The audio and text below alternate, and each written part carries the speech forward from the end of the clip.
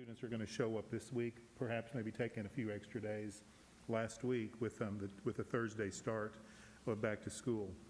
But things have gone exceptionally smoothly. I have to congratulate and celebrate our team at the central office, but even more importantly at the district level, the campus leaders and counselors who really did a remarkable job of scheduling so that students had their schedules. Things went very, very smoothly. Teachers, as you know, because of the board's action to amend the calendar, had 2 days last week to prepare and get their lesson planning and everything in order. So teachers, I went to several campuses last week. Teachers were happy and smiling and feeling good about the preparation time. So everything has gotten off to a very smooth start. Today, we've got about 45.6% of our students are learning online. 54.4, I'm sorry, let me get that right.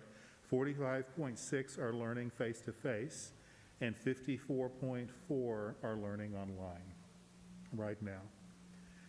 Again, I also want to congratulate our technology team. They did a phenomenal job, even working over the break as needed with Schoology and Skyward to make sure that all the sections were set up for teachers, to make sure everything was cross-listed and synced so that we could get students going.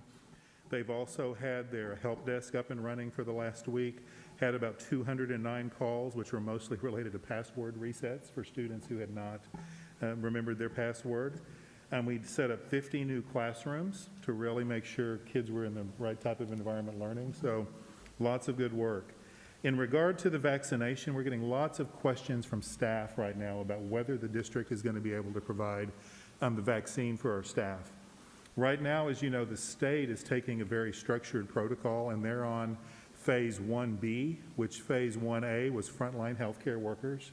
Phase 1B is those over 65 and those in like 5 or 6 very significant health risks. So the biggest issue we're facing really as a nation, but certainly in our region, is the availability of vaccine right now.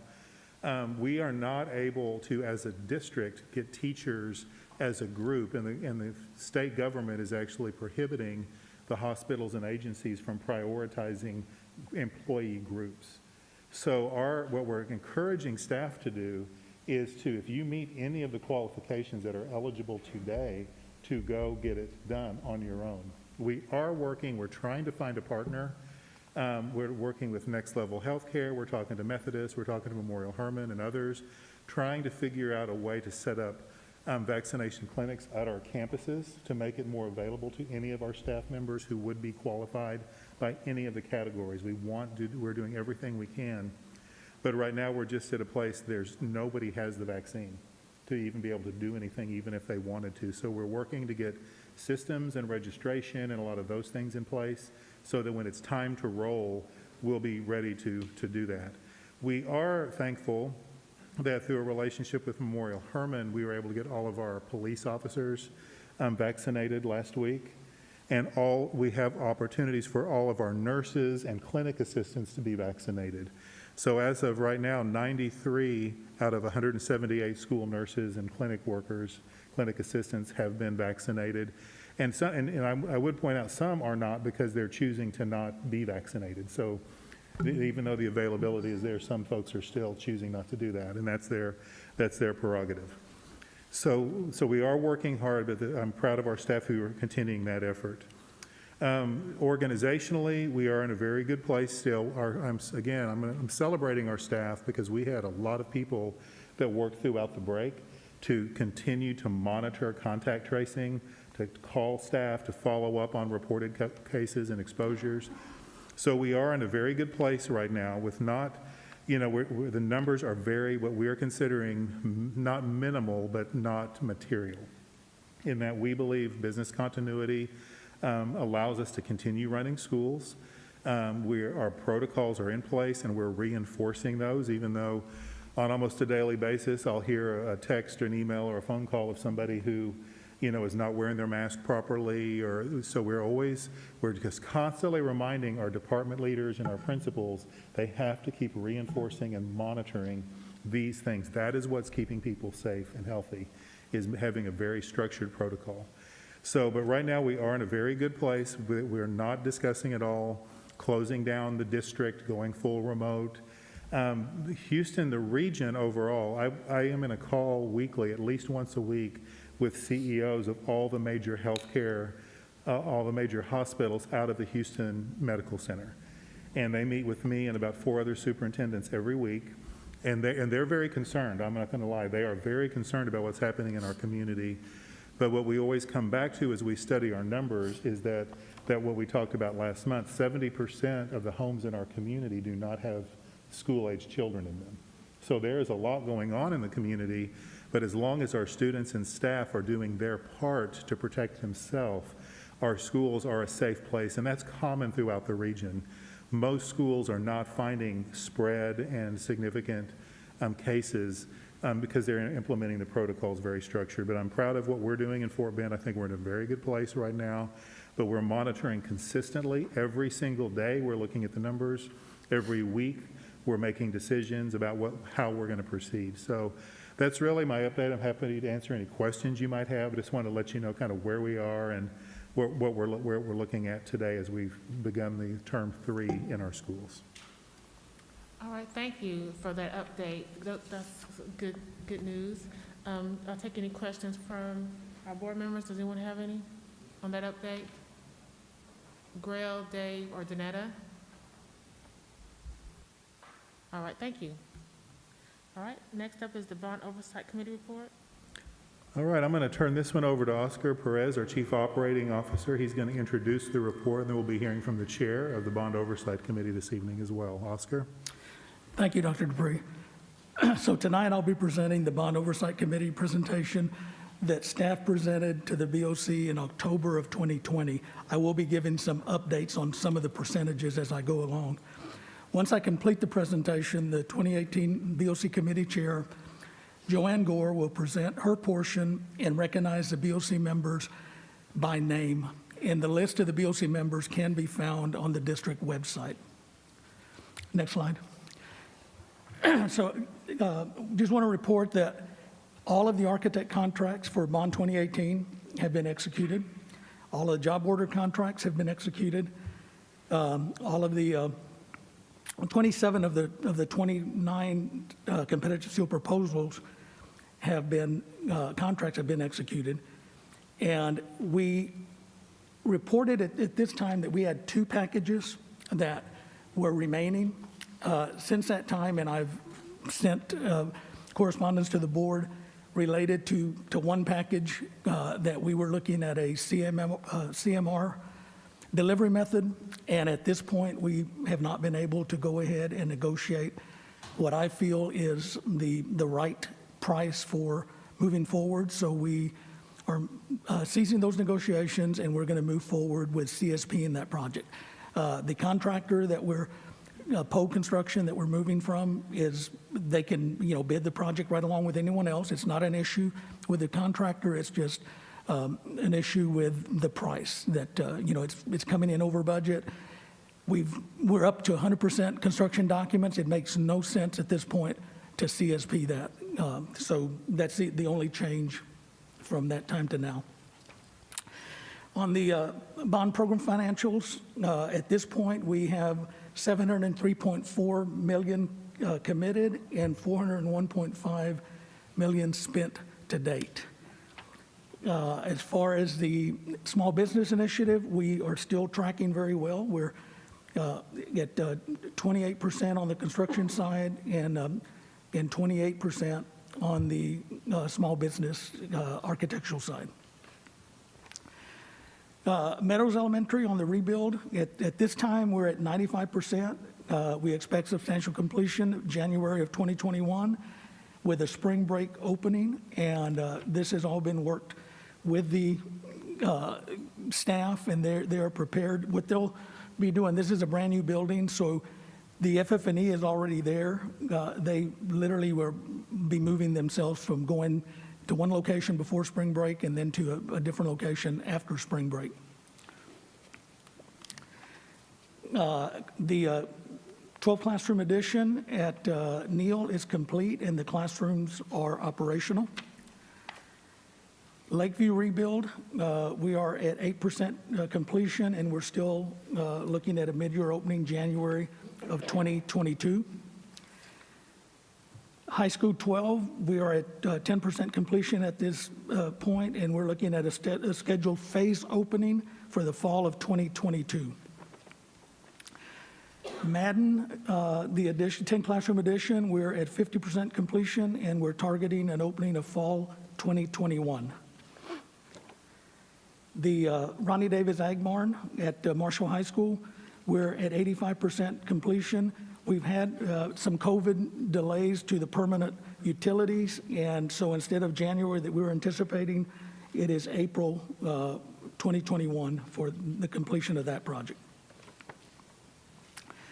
Elementary School 53, the design documents are at 100% complete, as I said earlier, and we're looking at pulling away from a CMR and going to a CSP on that particular project. There's no change on Middle School 16. We own the land, and the design documents are in progress. We do not, that's one that we have funding for the development of the design, but we do not have funding for the build of that project at this point. Elementary 52, that we own the land on that one, and, based on the enrollment projections, we're now looking at an opening date of fall of 2024 for that particular site. The fine arts, those are moving forward. We've run into a few hiccups. These are renovations and additions, and anytime you're doing renovations, you look at some unforeseen conditions, but we're managing through those and moving forward. We're still on track for the substantial completion in January of 2022. The kitchens, we're at 95% completion overall. We're finalizing the health inspections, and we're looking at a target opening of February 2021 for those kitchens. Package, the HVAC MEP packages, we're at 60% at this point. The roofing replacement packages, we're at 40%, and this is an overall percentage because it's numerous projects, but overall, the restrooms are complete as we reported back in October, and the turf and athletics is at 40% complete at this point.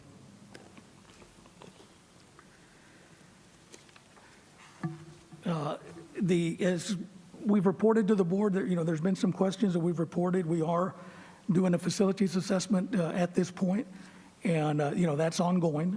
So everything's going smoothly on that.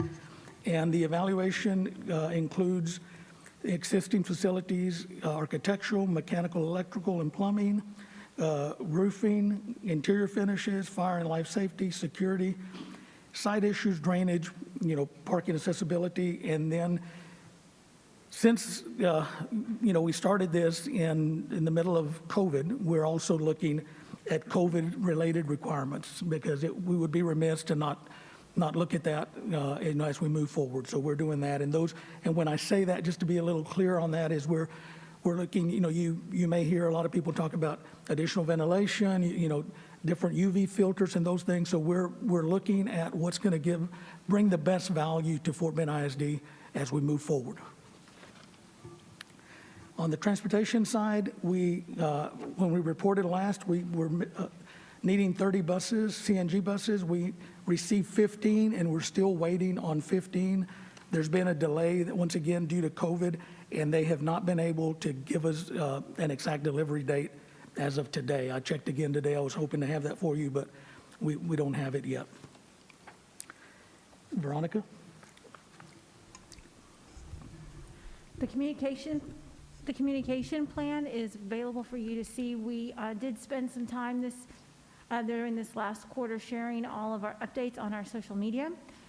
We sent out communications to the Meadow Elementary parents to update them on the construction and what they could expect. We also have a big spread scheduled for the next magazine round. If you'll remember, we try to do at least 2 pages on those spreads just so we can update taxpayers on the progress of those projects.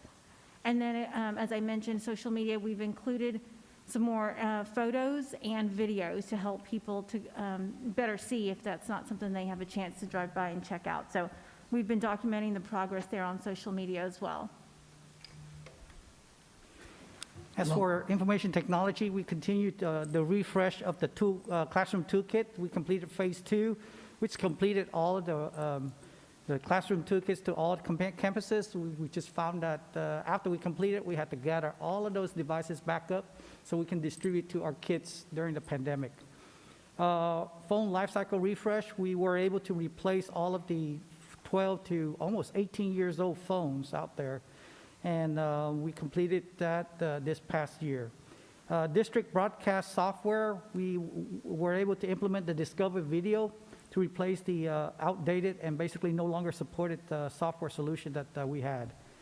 Lending library devices, that was a typo. It's supposed to be one to many needs. We basically order enough to where if a child is needed a device, he or she will have a device to check out. Support staff device refresh, we continue to refresh our old outdated computer. We're down to our last, I do believe, about 2,000 devices. These are front office devices for the staff. And then we will move back around and refreshing our teachers by the end of this school year. Actually, the start of summer, because those devices we provided them about 7 years ago now. So it is time for us to go ahead and refresh all of our teachers' laptops. Audio and video refresh, large venue, we are scheduled to go in front of, well, it was go in front of the December board meeting, and it is for approval. It is in progress. Sorry, it's already been approved.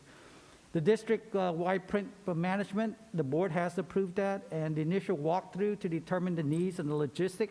This will allow us to consolidate oral printing, logistic, and also provided better access to printers for our student and staff. Our network IDF, MDF refresh, in other words, providing the proper room temperature and control, continues. Our phase 1 is completed. Phase 2, we're almost completed. We're about 40% left to do. And this is very helpful because it does prolong the life of the equipment that we just installed about 4 years ago. To date, we're about 50% spent on our projects. And of the MDF and IDF, we're about 76% completed then. And with that, I'll turn it back over to the chief for the safety.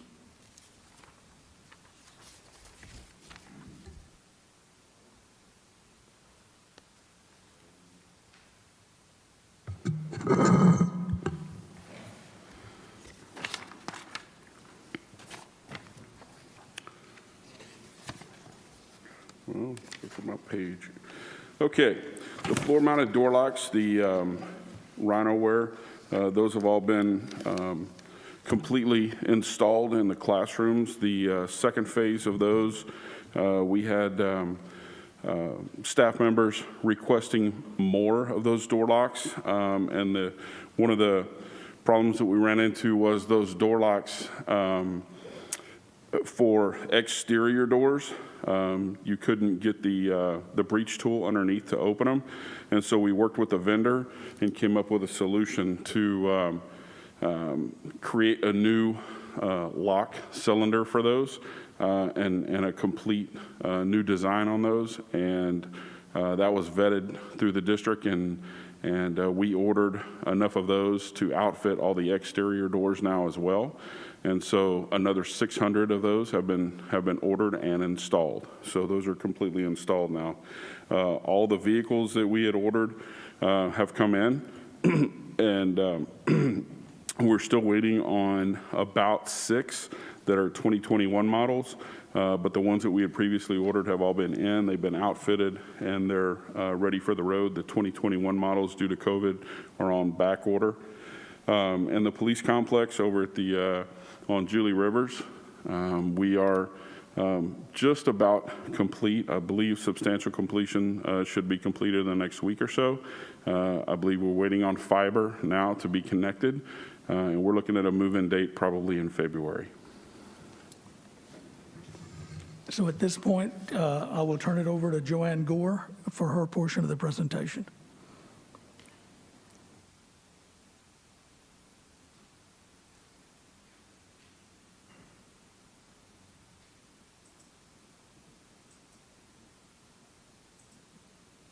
Is Joanne here in attendance? Yes, I'm here. Can you see me? Yes, I'm here. No, we see a photograph of you, Joanne, but not you yet. Okay, it says I cannot start my video because the host has stopped it.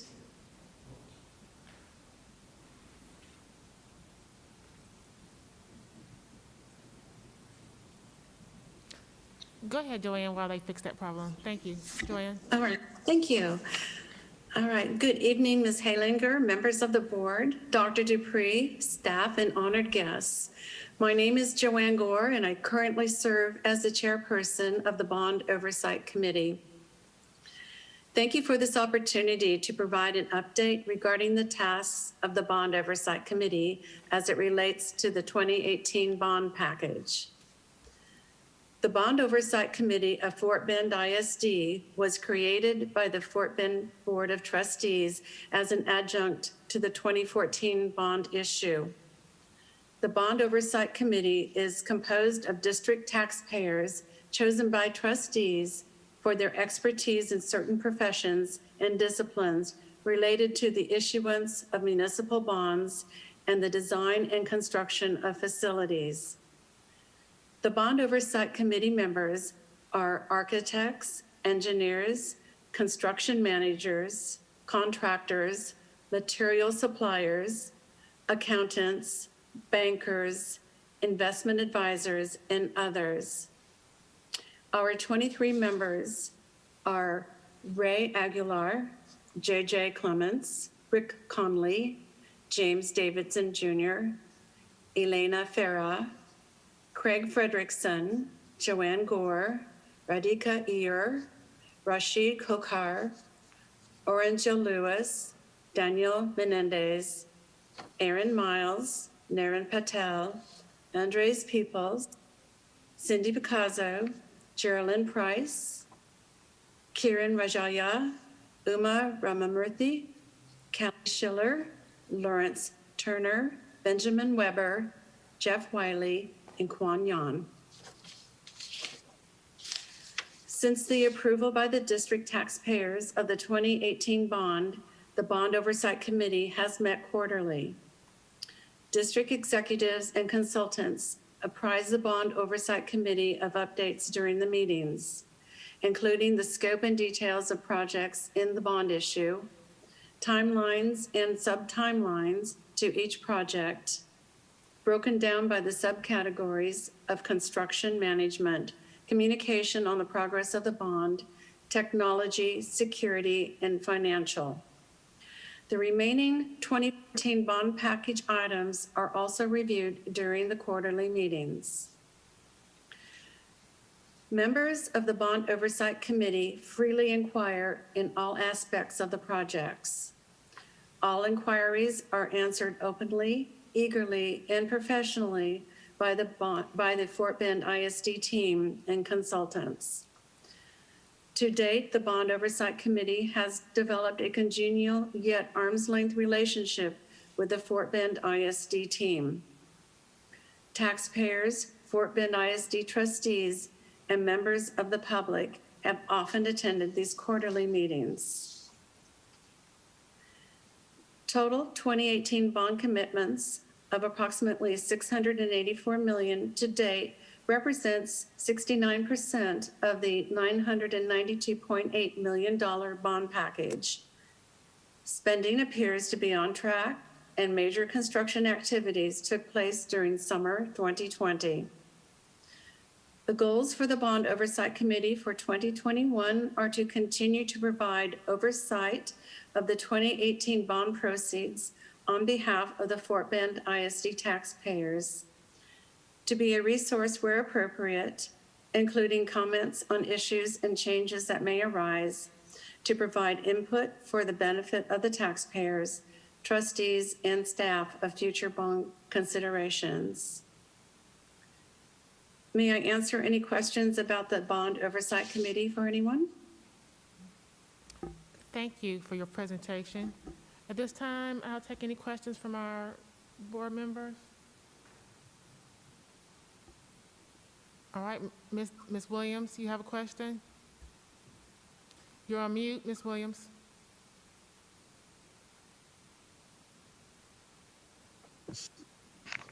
Okay, I'm sorry about that. Okay, my question was, how often are committee members selected?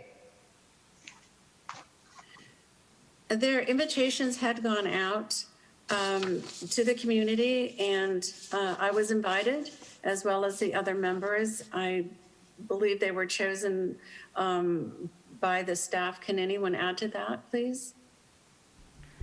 Yes, the Board of Trustees has worked with the community members who have expressed an interest and have experience in any of the fields, the criteria is listed on the website, the type of community member who is a good fit in terms of their background, whether it be finance or other. And the board makes that selection, and they were invited, and the committee was selected by our Board of Trustees, and that's when the transition from the last bond to the 2018 bond committee happened. A majority of them did roll over, but we did have new members added as well at the request of the board. Right, so the question is, how long? Are you guys set in terms, a year, 2 years? No, there is not a set term. We expect the committee will serve for the duration of this bond program until we have another. And then, and again, the board is always, it's always the board's option to ask us to add more or redefine the committee. But so far, we did it in 14, then we did it again in 18. I would expect the district would do it again when the next bond takes place. Okay. Thank you.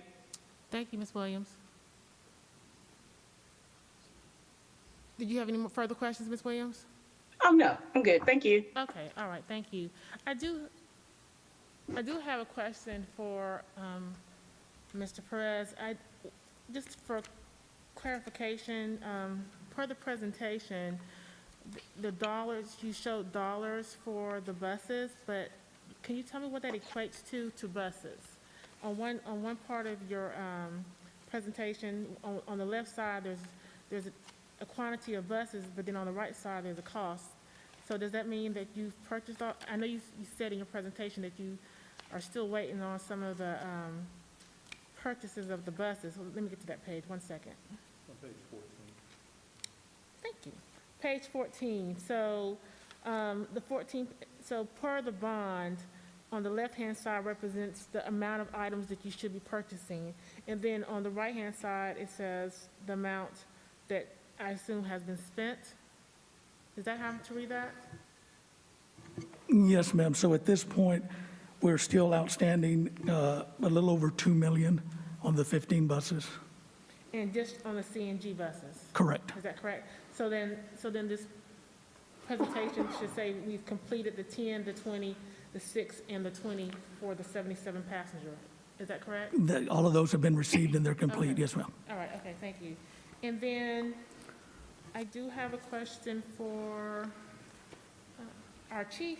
You should have a question about the vehicles. You said we're still in process of ordering the vehicles. How many vehicles were, could you refresh us on how many vehicles were part of this particular bond for us to purchase? Over a 3-year period, I believe it was about 45 vehicles. 3 year, 45 vehicles. And how many do we have now? I believe we're waiting on 4 to come in, so about 41 have been received. Okay, thank you. All right. That's all the questions I have. Thank you all. Ms. Helliger, I do want to acknowledge Ms. Gore again, and I want to thank her for her chairing the committee, because that does take time where she has to invest in working to help plan the agendas and running the meetings, and she has been a diligent chair. We've had some good chairs, but she has really done an excellent job representing our community and having a high degree of accountability for the Bond Oversight Committee and staff. After Absolutely, and I would second that. Thank you so much for serving as our leader for that committee, and also all of the committee members who put the time in over the last few years to ensure that we are doing right by our community's funds. And so I really appreciate you all service to that committee. It Okay. is really a privilege to do this work Yes, for the it is. district, and I thank the I Board see of that. Trustees and Fort Bend ISD team for all your hard work. Thank you. Oh, thank you so much. We finally get to see you. Yes. All right, thank you. So Ms. next up Haliger. is the district debt program.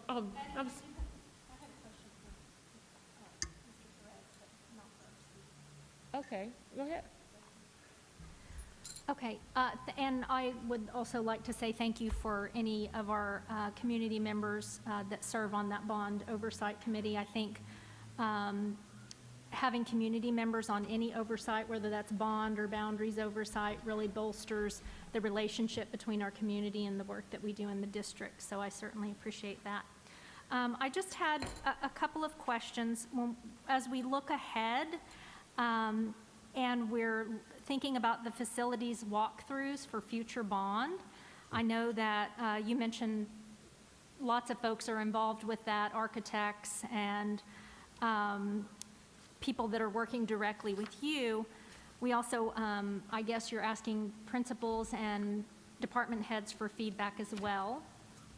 And I do appreciate the information that you answered, the questions that I had sent, but I wanted to just clarify and ask here tonight, as we work with our students and we're trying to move instruction towards a problem-based learning model where kids are actually working through the curriculum and facing real life, dilemmas and problems that we solve. I guess I don't know if it's a question or if it's food for thought, but how we can include maybe student council or campuses that are doing piloting something like the Innovation Hour, maybe through our GT mentorship, how we might engage some of our students in those real life problem-based learning activities with something like a bond, looking ahead to what we might be placing in a bond.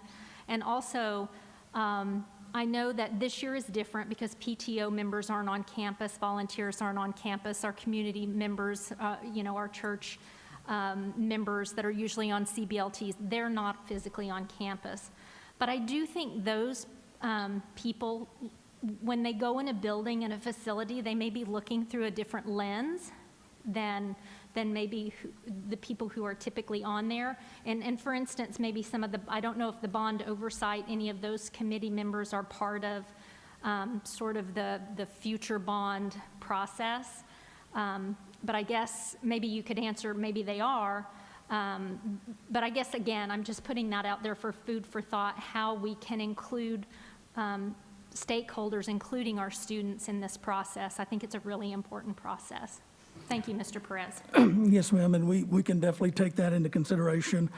I'll go ahead and visit with PBK, who's doing the facility assessment, and then also the bond oversight committee, the sitting bond oversight committee does help as we move forward. We present to them as we go through the different stages, and they're instrumental in kind of leading us with the direction that we may take. So they are included.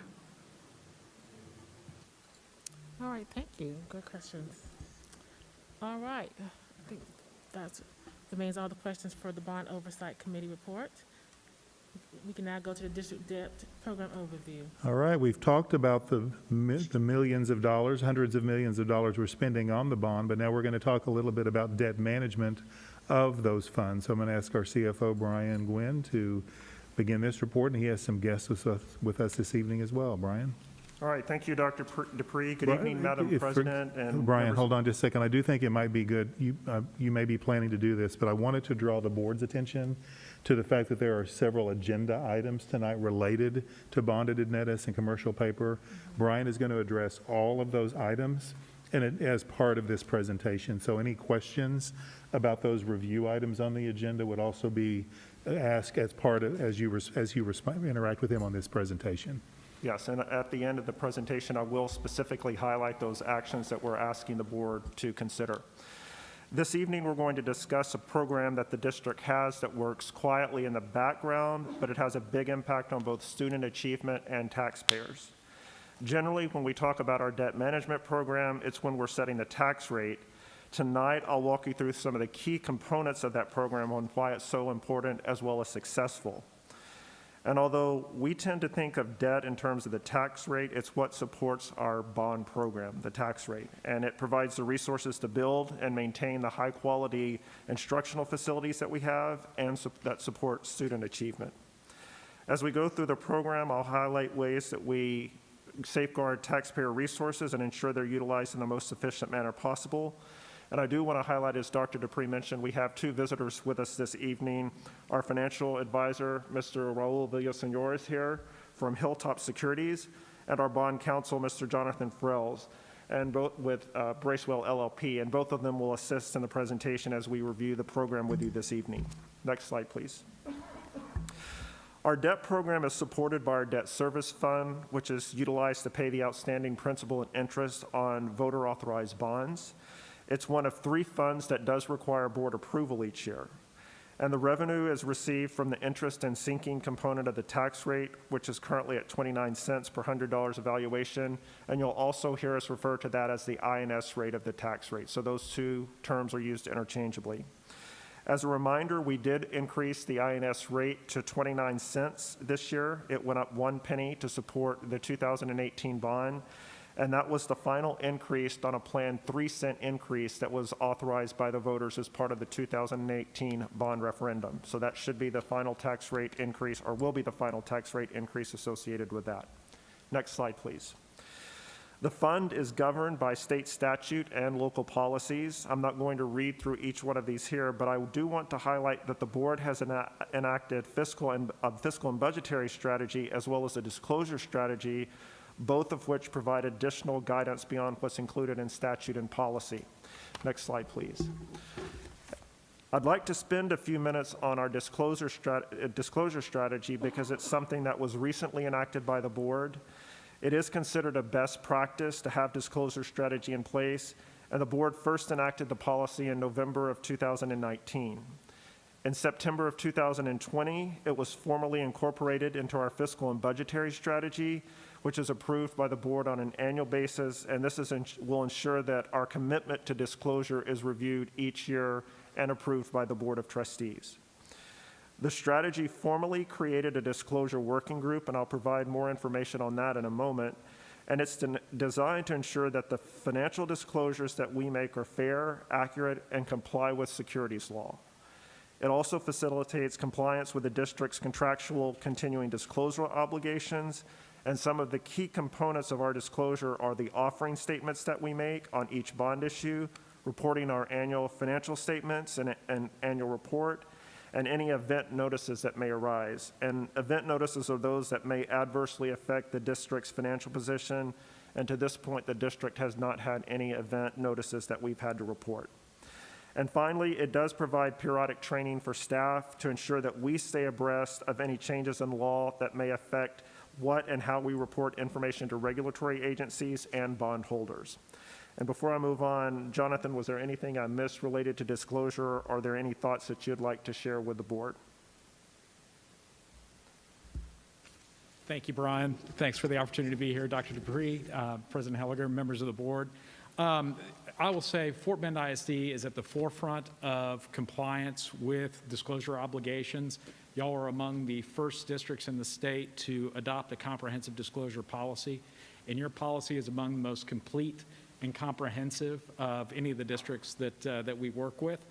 The other piece that I'd just add to this disclosure policy, in addition to being a best practice, it does provide considerable protection for the Board of Trustees as it relates to the securities laws. Ultimately, the board is responsible for the district's disclosures, and by having a complete policy like you have, it offers the protection from securities law violations from a standpoint of having a very complete process for doing this and eliminating potential for negligent or reckless anti-fraud violations under the securities law. So it's a very important piece Your finance team does an outstanding job on disclosure issues, and this was a wonderful addition to your policies when you added this. Thank you, Jonathan. And as I mentioned, one of the key, if you can go to the next slide, please. As I mentioned, one of the key components of our disclosure strategy is the preparation, review, and distribution of our offering documents. I'd like to walk you through that process so you can see the degree to which both staff, our financial advisor, and bond counsel are involved, as well as the external underwriting team that will actually take our offerings to market. Our offering documents are critical because they provide a picture to investors on the overall financial health of the district, as well as how we intend to utilize the bond funds. The process starts with this district staff generating the data necessary to complete the offering documents, and then once that's completed, our financial advisor will prepare a draft document that's reviewed by our bond counsel. Once they've completed their review, the underwriters who take the bonds to market for sale conduct due diligence with their attorneys and offer comments on the draft document. And at that point, it comes back to the district, and we review that as part of our disclosure working group that I mentioned earlier, and I'll share with you who the members of that are in just a moment. The DWG ensures that everything is accurate and will authorize it for posting to both investors, the Board of Trustees, and EMA, and that's the Electronic Municipal Market Access System, which is another Latin alphabetic acronym that I won't bore you all with, but that information is included on the presentation. Next slide, please. And on the disclosure working group that I've mentioned several times, I want to highlight who makes up that group. It does include myself, the CFO. It also includes our Executive Director of Finance, Kelly Schlacks, the Director of Finance, Erica Duplashane, and our Treasurer, Suzanne Owen, and then finally our General Counsel, or their designee, which in this case is Mr. Furls and Bracewell, who perform in that capacity. Before I go on, I do want to take a moment to recognize the work of Suzanne Owen. Although you see Kelly and I on a somewhat frequent basis, she's one of those who works behind the scenes to ensure that everything is accurate.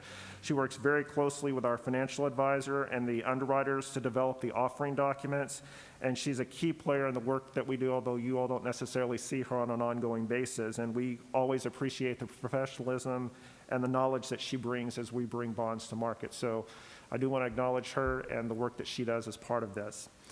Earlier, I introduced our external partners who are both critical to the success of our program, and I do want to highlight both of these firms are employed by the district, so their role is to ensure that the district are served when we issue new bonds.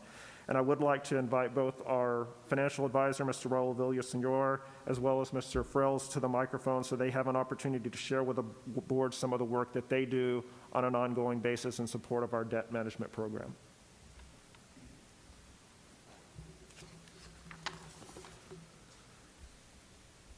Thank you, Brian. Madam President, ladies and gentlemen of the board, Dr. Dupree and staff members. One of the things I want to leave you with this evening is that our relationship with your staff and, of course, ultimately the board is one that has a lot of frequency associated with it. In other words, there's nothing that's going on here in the development of the various plans of finance and debt strategies that sort of we go off, do on our own, and then bring and present it back to the staff. It's a very interactive process. We've worked with Brian and the prior CFOs to develop the program as it exists today, and it's been very, very successful. The debt portfolio on the liability side of the balance sheet, we believe, should be worked, if you will, in the same way that the staff works the asset side of the balance sheet. In other words, there are various kinds of investments that the staff makes with respect to the available assets.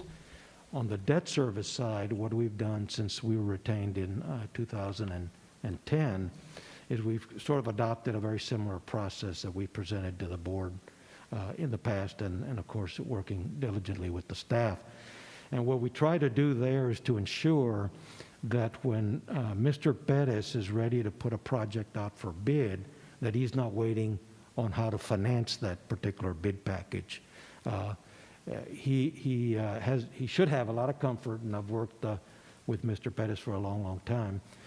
He has a lot of comfort that when he's ready to bring a package to the board for your approval, the financing is following right behind. And so that was part of the strategy in expanding the debt management program and the debt portfolio program, in that given that we knew you folks were going to have a lot of projects to finance, we wanted to ensure that that could be done on an as efficient a basis as we could. All right, thank you, Roel. Jonathan? Thank you. So our role as part of your finance team is to assist you in meeting your financial goals. That happens both outside of a transaction and during a transaction. Outside of a transaction, our job is to monitor what's happening in the legal financial world, and to bring ideas back to you, to monitor what's happening at the legislature and bring back changes in law that may affect you. For example, the passing of Senate Bill 30 and how that may affect your next bond election, so we can start talking about that now and planning for it into the future. And then also to provide training on things like disclosure. In February, we'll be coming and putting a disclosure training program on for the disclosure working group and related staff. When it comes to a transaction, our role is to put together the financing documents for the transaction. So each of the 4 orders that you'll see in front of you this evening are all orders that we have worked on. We put together the transcript of proceedings for the transaction and negotiate all the contracts on your behalf associated with the financing. We work on the disclosure, as Brian mentioned earlier. And then we also take that full package once it's negotiated and take it to the Attorney General for approval. Texas is one of the unique states that requires each entity that's using municipal bonds to get the approval of the Office of the Attorney General in order to issue those bonds. So we shepherd the process through the Attorney General, and then we also issue our opinion, both as to the validity of the bonds and to the tax-exempt nature of the bonds when you're issuing tax-exempt bonds. We also work in between financings on issuances of commercial paper and amendments to your commercial paper program, and working with the dealers on those issues. So that's generally what we do in our role as bond counsel, and we really appreciate the opportunity to work with the board in that capacity. All right. Thank you, Jonathan. Next slide, please. So I've talked through the policy and the team that assists with our debt management program, and now I'd like to shift and talk through the tools that we use as part of the program. And as Dr. Dupree mentioned, with the exception of underwriters, there is something on the agenda for board consideration on each one of these, so I'll talk through those towards the end as we get to that. Next slide, please. So the first item that we utilize in our tool chest is parameter orders, and those are brought to the board on an annual basis for consideration. And this action sets the options that staff can use related to debt transactions for the calendar year. We work with our financial advisor and bond counsel to develop the orders, and they're designed so that the district can respond in the most advantageous way to market conditions. So as an example, if we're in a period of low interest rates as we are now, we have a fixed rate order in place to take advantage of those market conditions. However, if something were to change between now and the time that we go to the market in May and interest rates were to suddenly increase, we also have a variable rate order in place that would allow us to better position ourselves for future refunding opportunities as rates decline. And then the next tool that we use are refundings, and those are a tool that the easiest way to think about it is refinancing the mortgage on your home. In this particular case, we will refund bonds at higher interest rates to those at a lower interest rate. And I'll share with you in a minute some of the positive results that we've seen on those transactions, as well as some of the future opportunities that exist over the next several years. And then the final item on this slide is an intent to reimburse, and this is a short-term loan from the general fund to cash flow capital projects. And this allows us to utilize district funds to avoid interest costs, and we can repay ourselves with proceeds from bonds or from commercial paper as those are issued. Next slide, please. I've mentioned commercial paper several times, and the district can issue commercial paper, but we also have the ability to invest in commercial paper, and what I'm discussing at this point is actually when we issue commercial paper, so I want to clarify that this is specific to issuing commercial paper and not investing. The commercial paper program was first approved by the board in November of 2016, and it's a short-term loan that's used to cash flow projects with low interest rate. The initial limit approved by the board was $100 million, meaning we could have up to $100 million in cash commercial paper outstanding. And in November 2018, that limit was increased to $150 million. The interest rates for this type of loan is typically below 1%, although it does fluctuate with the market. And the loan term is typically 90 to 270 days. And I'll share with you in a bit some of the savings that we've realized through this program. We also use variable rate debt, and this is something of a misnomer because typically the debt that we issue under variable rate has a fixed term, typically 5 years before the rate term resets. And the benefit to utilizing variable rate debt is that during times of high interest, we can utilize variable rate to receive lower rates until market conditions improve. And then the board policy does limit the amount of variable rate that the district can have outstanding to 25%. And I'll share with you shortly exactly where we stand related to that breakdown between fixed and variable rate debt. And then the final item that we have on the list are underwriters. And these are the firms that take the district's debt to market. And the list of underwriters is approved by the board each year, typically in September, which is the last time the board took action. Currently, we have 17 firms on that list. And the way that we use that list is staff will select the underwriter based on their performance on past transactions, as well as presentations that they make to the district throughout the year on ways to best handle refundings and other suggestions for debt structure.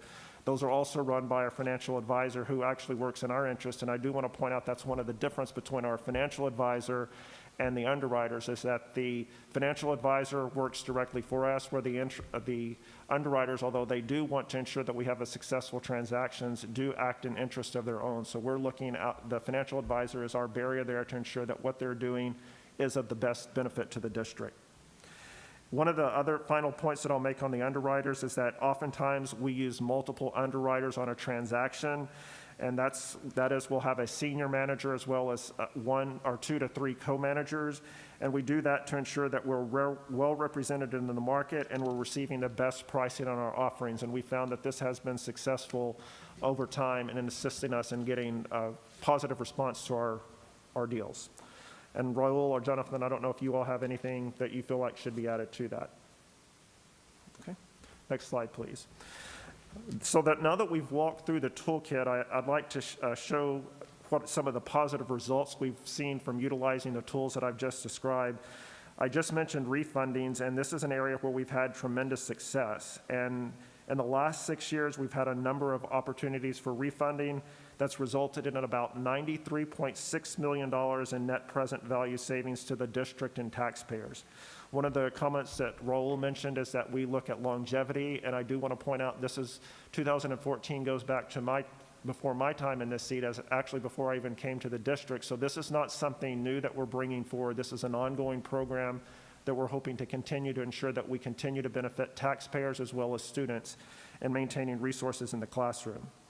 And what I would say is that we've been able to achieve these results with the flexibility the board's provided with parameter orders, and because we work closely with our financial advisor and bond counsel to identify ideal times to go to the market and pursue those refunding opportunities. We've also benefited from low interest rates, as you can see, because of our credit rating and the strong guidance the board provides through the fiscal and budgetary strategy, and more importantly, the fact that the board consistently adheres to those policies and practices, and that's always viewed very favorably by the rating agencies as they issue or they rate us for our debt worthiness. Next slide, please. You may recall that back in October, our financial auditors shared our debt ratios with you.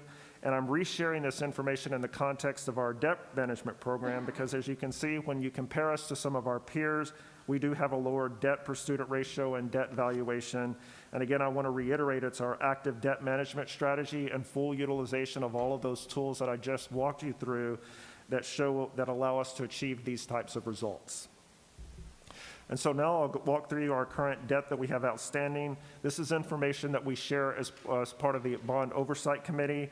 However, we have updated this information so that it's current as of December 31st, and the last information we provided to the Bond Oversight Committee was for October 31st, so you're getting a little more updated information.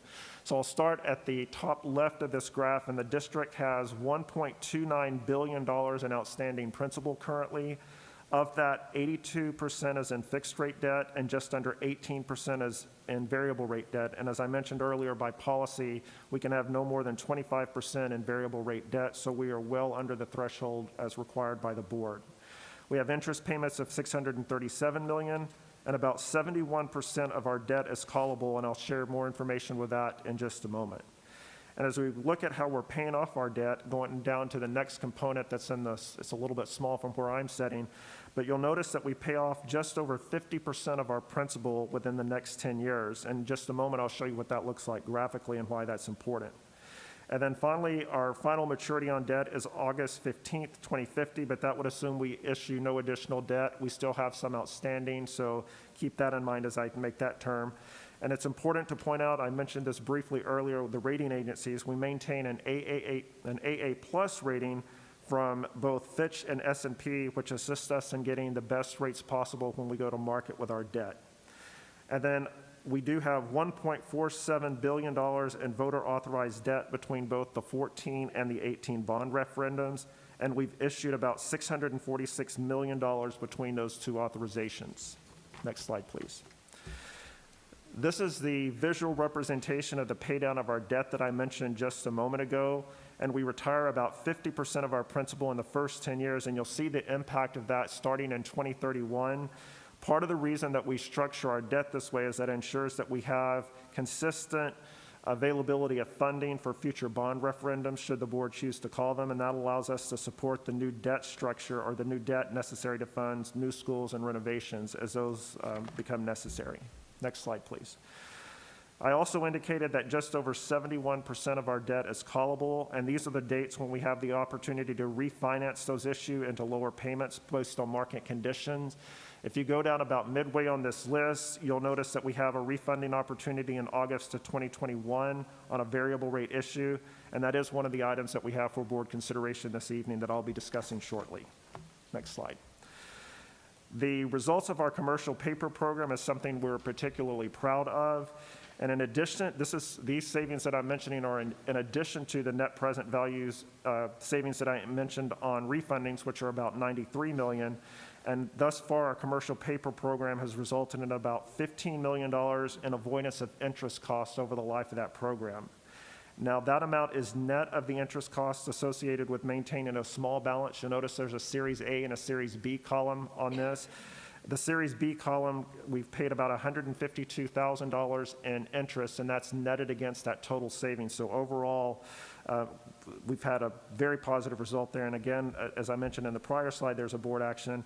We have an action for board consideration this evening that I'll be discussing in a moment regarding having to maintain that balance on that Series B. As we manage our debt, one of the ways that we ensure that we're utilizing taxpayer resources responsibly is through our weighted average analysis. The board adopted a resolution in 2018 that states that the weighted average maturity of debt issued won't exceed the weighted average economic life of the asset by more than 120%. And I do want to point out that although this says it was adopted by board resolution, that is correct. However, in May of 2019, that was incorporated into policy CCA local, so it is now required by policy that we maintain those ratios. So it's something enshrined in policy to ensure that we ensure that the bonds that we issue are going to pay for the asset, and we're not paying for assets that are no longer being utilized. And for both bond issues, we are well below the resolution requirement, and it's important to point out that we do use debt for technology and related purchases. So, and the way we structure our debt by paying down principal earlier, as I showed earlier, we're able to stay well below that adopted requirement. And then won't necessarily read the numbers off to you, but you can see that there is a slight discrepancy between the 14 bond program and the 18 bond program, and I'll mention that that is because we are still constructing some of the buildings associated with the 18 bond program. Once those buildings are completed, you'll begin to see those ratios become much more closely aligned as those projects are closed out. So many of the tools that we use, as I've mentioned, do require board approval, and I'll walk you through the items for which we're seeking approval that will allow us to continue our successful debt management program. We have 3 parameter orders for your consideration, and each of these is good through the end of the calendar year. So this is not something that will continue onward. They do lapse at the end of the year. And next January, we would return to you with the recommendations for 22. Our financial advisor and bond counsel have worked together to put these options together for your consideration, and they are flexible to meet changing market conditions. The parameter orders will set the guidelines under which we can operate for the year. And although we have 3 parameter orders, it doesn't necessarily mean that we would utilize all 3. And again, if we don't utilize that order, it would expire at year end. It's not something that would continue onward beyond the end of the year. The first order is for a fixed rate order that provides refunding for up to $300 million in commercial paper at fixed rates, to refund variable rate bonds at fixed rates, and to issue up to $300 million in new money for the 2018 bond program. At the time we go out for a transaction, we would work with our financial advisor and bond counsel to determine market conditions and decide if it's advantageous to issue new money at fixed rates or refinance commercial paper or refund variable rate bonds at a fixed rate. The second order is very similar to the first, but instead of issuing debt at a fixed rate, we could choose a variable rate option. Again, we would be working with our financial advisor and looking at the market to determine whether it's more practical to utilize fixed or variable rate debt and ensuring we stay within policy. And then for both the fixed and variable rate orders, the total principal amount for new money and to refund outstanding commercial paper cannot exceed $300 million. So that is the cap that we have on that the board would be approving as part of this parameter order. And then the final order is approving a conversion order for variable rate bonds. I highlighted earlier that we have a 2007D series that is set to have a rate period expire in August of 21.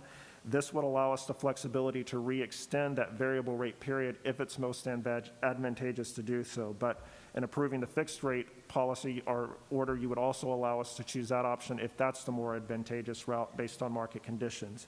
So again, that is the component that we would work with our financial advisor and bond counsel on that order, should it be more advantageous to utilize variable rate as opposed to fixed rate at the time we go to market. Next slide, please.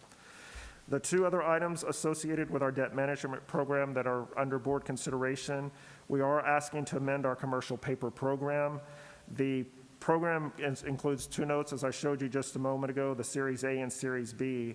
And the existing requirement requires that we maintain a balance on Series B, and that's something that has been in place since the program was put into place. However, our financial advisor was able to negotiate that requirement no longer be required, but we still maintain access to the Series B notes. And we would basically, the benefit to this is the program continues as usual. However, we're no longer paying that interest cost that you saw a moment ago that was about $151,000. So this is, we believe, something positive that maintains the program operating as it is, but provides us additional savings that was not previously there. And the next item that we have is an intent to reimburse resolution. Again, this allows the district to borrow from itself and repay the proceeds from future bond or commercial paper issuances once those are received. In some cases, it's more advantageous to use cash on hand rather than commercial paper and allows us to avoid interest costs. A few points to make on this item. It is not an authorization to increase spending on capital projects or the amount of debt that we issue. It's a short-term borrowing mechanism that we use to utilize to expedite projects and avoid interest costs. And like the parameter orders that we discussed, it will be something that expires at year end, and we would have to come back to the board in January of next year to renew that. And so again, the way to think of this is you're essentially setting the credit limit, and the limit we're requesting that we could utilize to borrow from the general fund is up to $295 million if it's deemed that that's the most appropriate or prudent action to take based on financial conditions at any one time. And that concludes my presentation, and I'll be happy to answer any questions that the board may have. All righty. Thank you so much for your presentation. I'm going to start with Mr. Rice first. I saw his. Thank you, Madam President, and thank you, Mr. Gwynn. I think what this all boils down to is the cost of money and managing the cost of money in an advantageous way so we don't spend any more than we have to. And just a couple of questions that I had. On the commercial paper, we really can only issue commercial paper if we have the availability to have a bond to back it up. Is that right? Yeah.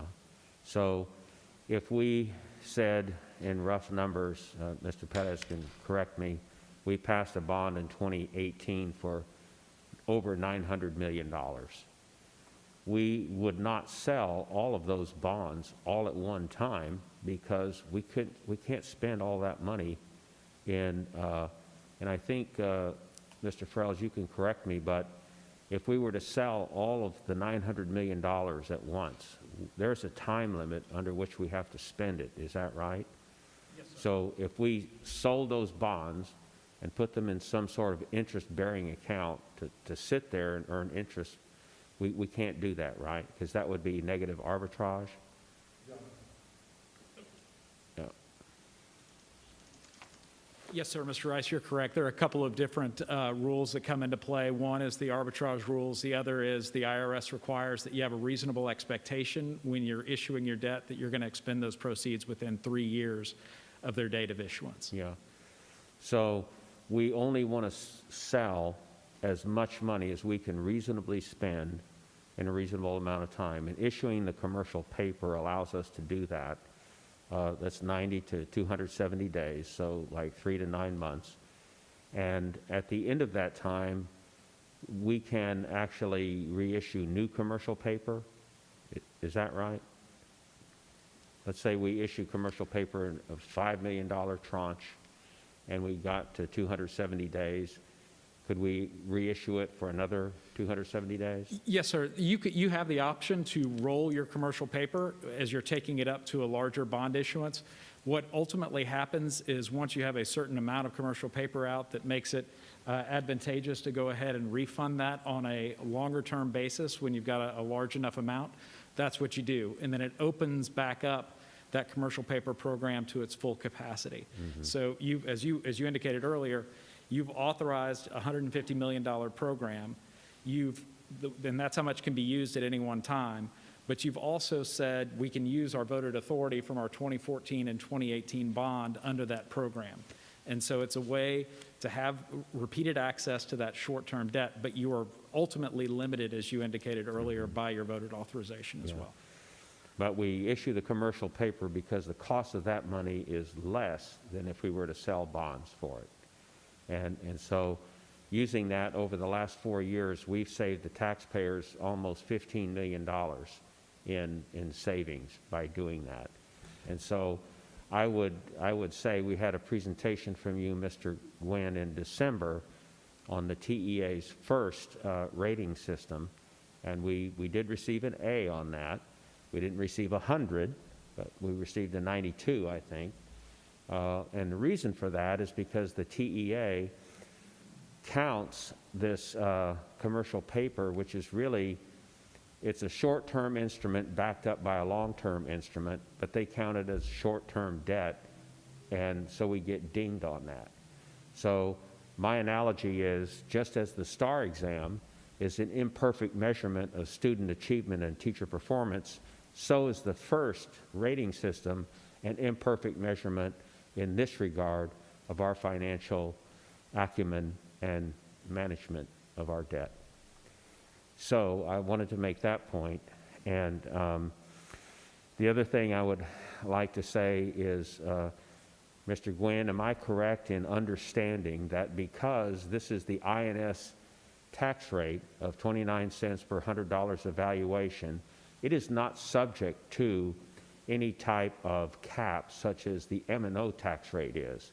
In other words, if our appraised value within the Fort Bend ISD political subdivision is what, $45 billion?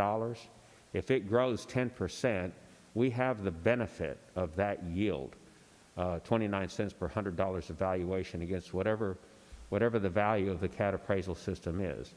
Now on the M&O tax rate, that is capped at 2.5% of an increase, but it's not capped on the INS. And as a result, through our intelligent and strategic decisions that we have made, through refunding and everything else, we've saved almost $100 million in net present savings since, when did you say, in the last 10 years? 2014, so the last 6 years. And $15 million on the commercial paper, and still we got a ding from FIRST. So that's one of our legislative points, Mr. Frells, is to ask the TEA to change that, and hopefully they will listen to it. And lastly, I would just like to say, I would like to, I'm heartened to see the disclosure working group, that this is complicated. It takes time to analyze this and make sure all of our ducks are in order, all the I's are dotted and the T's are crossed. We're dealing with a lot of money. And so we have a good group internally and externally. Mr. Villasenor and Mr. Farrells, I have a high level of confidence, faith, and trust in your abilities and the service that you have provided to this school district as long as I've been on the school board. Also to you, Mr. Gwynn, and your team, Ms. Shax and Ms. Owen and everyone else, for keeping us out of trouble and doing a great job of managing our debt, so that in turn we wind up with Fitch and, was it Standard & Poor's AA+ rating, which is, if someone were to say, well, Jim, is that good? I would say, well, it's really good. It's better than good. It's stronger than battery acid.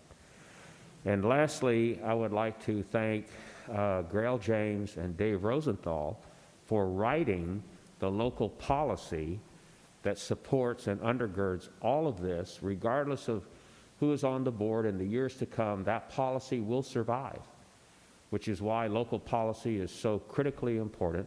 It has served us well in this instance on our debt. It has also served us well in the creation of aligning our curriculum, which we had a report on last fall. And so Dave and Grail, I'm really glad that you guys like to write policy, because I don't. But you served the district well in preparing this and saved the taxpayers a lot of money.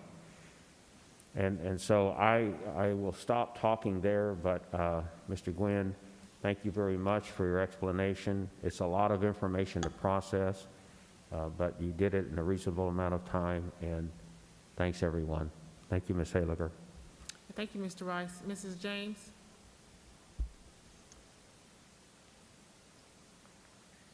Thank you, Ms. Haliger, and thank you, Jim, for that nice compliment. And I'm glad to see that the policy is the policy regarding, and this is focused on managing or on the weighting of the debt is. I'm glad that that's in policy. We won't have to worry about resolutions in the future. My question, and I also want to thank actually the whole team of people that's there tonight presenting. I can't really see you because you look like little specks in a very small square. I saw you moving to the microphone from time to time, so thank you very much for being here tonight and presenting this presentation. My question is with regard to the well, on the slide 19, it was listed as variable rate bond order for refunding commercial paper. So I guess I have two questions about that. One is, if I understood from reading the materials correctly, the variable rate bond order could also be used for new money. Is that correct? And if that's correct, under what circumstances would we do that? Yes, ma'am, that is correct, that we could potentially issue variable rate debt for new money. And again, what we would be looking at is the market conditions. And if market conditions were such that we were in a high interest rate environment, it may behoove us to issue that variable rate debt, because typically it does have a lower interest rate. And again, it typically has about a 5-year window before the rate resets. And that would allow us time to do a future refunding on that item should the rates go up. But unfortunately, right now we're in a low interest rate environment, and it's not likely that we would utilize that. Again, what we are asking the board for is the maximum amount of flexibility. So if that were to occur between now and May, we would have that option to ensure that we can utilize the best tool in the toolkit to meet the needs of the taxpayers in the district.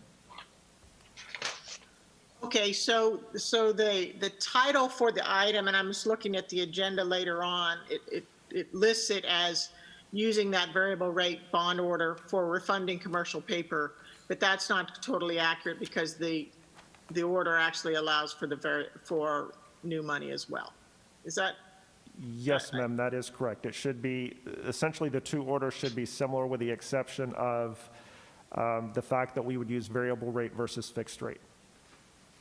Okay, and I also think, so did I also understand correctly that if the rates are low enough, we could go directly from commercial paper to a fixed rate? Well, the commercial paper would be utilized in the short term for cash flow purposes. However, when it came time to refund that commercial paper to utilize the capacity, we would potentially be looking at using a fixed rate issue as opposed to a variable rate because rates are low. Okay, that's what I was referring to. So, and normally our pattern has been going from issuing the commercial paper in our $5 million chunks as needed as the program continues and as the money's needed to pay the bills. And then when we get to our certain threshold, it was $100 million. Now the threshold's $150 million. Before it gets to that point, that's when these orders would be put into place, into action. Yes, ma'am, that is correct, as you stated, yes. Okay. Thank you very much for that clarification, and that concludes my questions. Thank you, Mrs. James. I have a question. Okay, Ms. Hannum first, thank you. Thank you, Ms. Helliger. So just to follow up with Ms. James, so the threshold right now for the issuing of commercial paper is $150 million. Is that correct? Yes, ma'am, that is correct. That's your cap. So what my question is, I just want to clarify, and thank you very much to you and your team and the gentleman here tonight. Like Mr. Rice said, this is a lot to take in and understand, and I appreciate your help with me while I try to understand this. So on slide 19, under the parameter orders, it says authorizes up to $300 million in outstanding commercial paper to be refinanced. So I just want to understand the $300 million. We're not increasing the threshold from 150 to 300 million, or is that what we're doing? No, ma'am, you are correct. We are not increasing that threshold. However, the way that the commercial paper works, if we get close to the $150 million, when we refund that amount, it resets back to $150 million. So it would allow us to do that twice, in essence. So basically, we utilize the $150 million capacity, refund it with commercial pay or with fixed or variable rate debt, and go through that one more time. So we could have up to $300 million that we refund in commercial paper, but not issue up to $300 million in commercial paper. Okay. And then I have one more question that you, or I guess clarification that you helped me with last week, and I appreciate that, but I would like you to just clarify for me again. Mr. Rice mentioned the first report that TEA, we did very well, and I know we have a wonderful history of having very favorable financial audits, but when I ask you about why so few, we're looking at a half a dozen school districts in a state with 1,100 school districts, so only a half a dozen, including ourselves, are issuing the commercial paper. Can you just reiterate, and maybe it would benefit some of the other board members to understand why we're using this? It's hard to argue with the money savings, and I love that we're looking at that, but if you could just, again, help me understand that. Right, so as we're discussing the commercial paper and the impact on the first rating, as Mr. Rice pointed out, when FIRST looks at that, or TEA looks at that, they're looking at that as a short-term obligation, but it's a short-term obligation backed by long-term debt. And consequently, when they do their rating, that results in us losing points. We have the option to appeal that. However, as Ms. Schlax indicated last time, and I'll reiterate that point, when TEA hears that appeal, their response is, and I'm going to provide some editorial commentary here, it's like an indifferent teacher. And that is, well, you got an A. So why do you care whether or not you got a 93 or above? So they typically have not taken the opportunity to make adjustments to that rating. And I'm Brian, what I'm hearing the question, Ms. Hannon, you can correct me, is why are only a handful of districts doing Right. commercial Okay, paper? I'm With sorry. such an enormous saving to our taxpayers, I think it was 17 15 million. Okay, so why are only, you know, And I'm a gonna- handful? I'm going to ask Raul to answer that Okay, question, since he thank you sees very it systemically. A couple of things here is, I think it's interesting that TEA is telling you folks that you couldn't sort of fit into that higher rated category unless you had more expensive debt outstanding.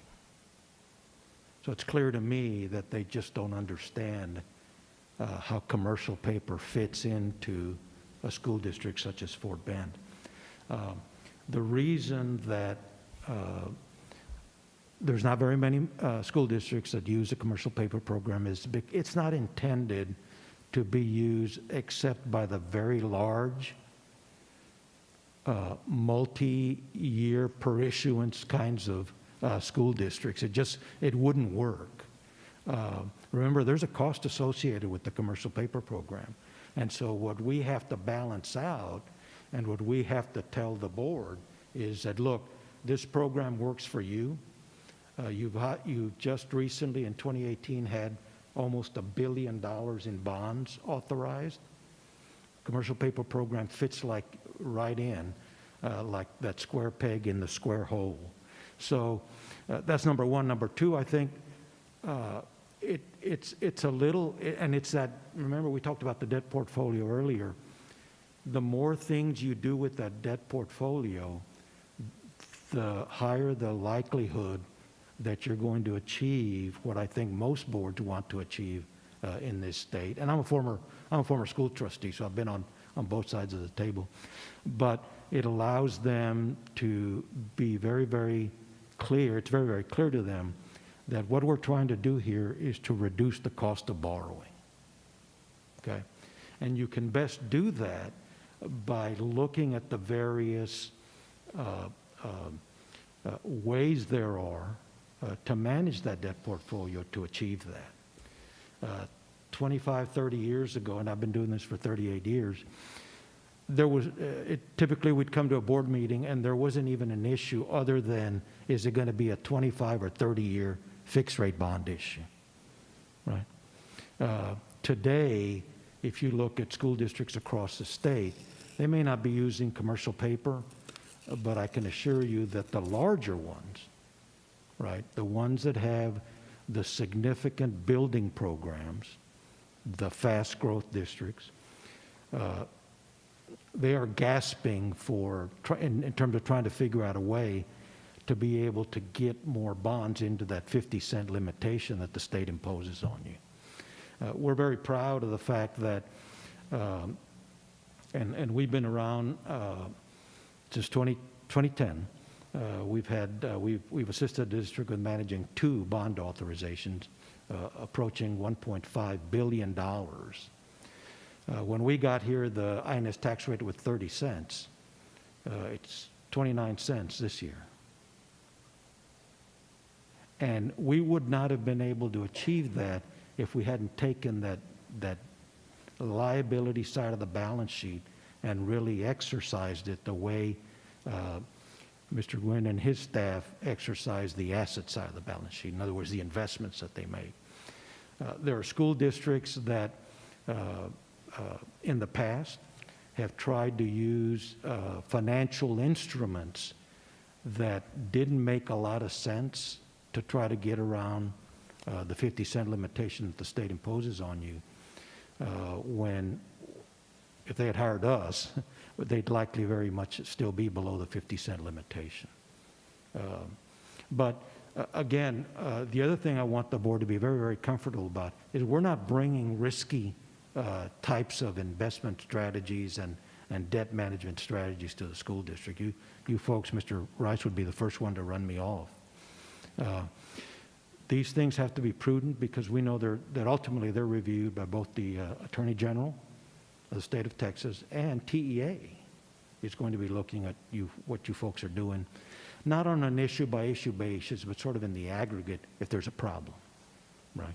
And what we don't want you to do, like had happened with one school district in the Austin area, we don't want Fort Bend ISD or any of our clients to be the poster child for something school districts shouldn't be doing.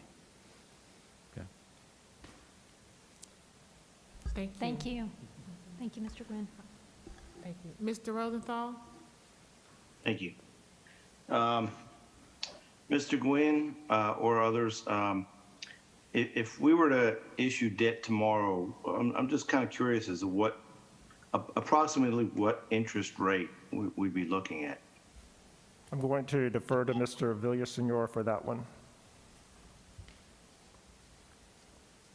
That's always the toughest question I ever get, because certainly we're aware of where interest rates are today. 6 months from now, but I just asked you for tomorrow. Yeah, I mean, I think that that if we did a bond issue whose final maturity was in the 25 to 30 years, we'd probably be at a 295, 305 net interest cost. And a lot of folks say, well, gosh, you know, I hear on the TV all the time that, you know, interest rates are low. Yes, they are low. The Fed is managing the short-term interest rates, not just bond rates, but interest rates. But when you issue bonds very similar to a 25 or 30-year mortgage, it's going to be a little bit higher. That's why we like to introduce variable rate debt, because the combination of those two kinds of debt instruments is what lowers the overall cost of borrowing. It's not going to be just one of the various strategies. It's going to be the combination of those strategies. So, Mr. Rosenthal, again, probably a very attractive rate, plus or 5 to 10 basis points, plus or minus off of 3%. Okay, thank you. And so I'd also like to comment on Ms. Hannon's question about why others aren't using it. And I think, as you heard from Mr. Villasenor, that I think Fort Bend ISD for the past many years brought in some really smart people, specifically Mr. Bassett and then Mr. Gwynn. And they were not just followers, but they were innovators. And so they looked into these different scenarios instead of just doing the same thing we always used to do. It's very similar to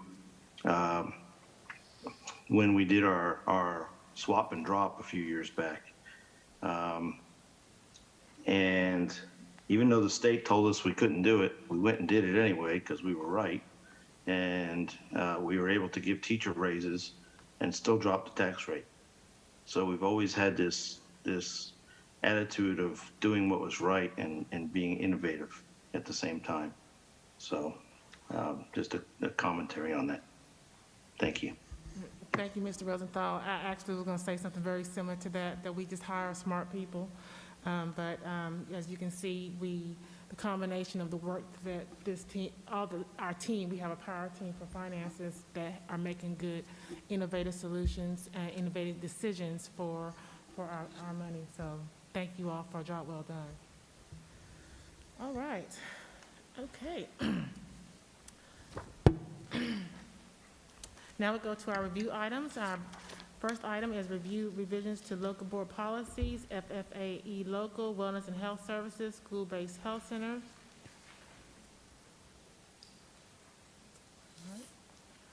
FFB local, student welfare crisis intervention.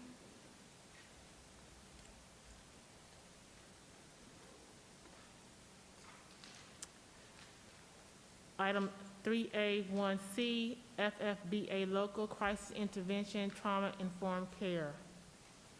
Could I have someone actually speak to that, please?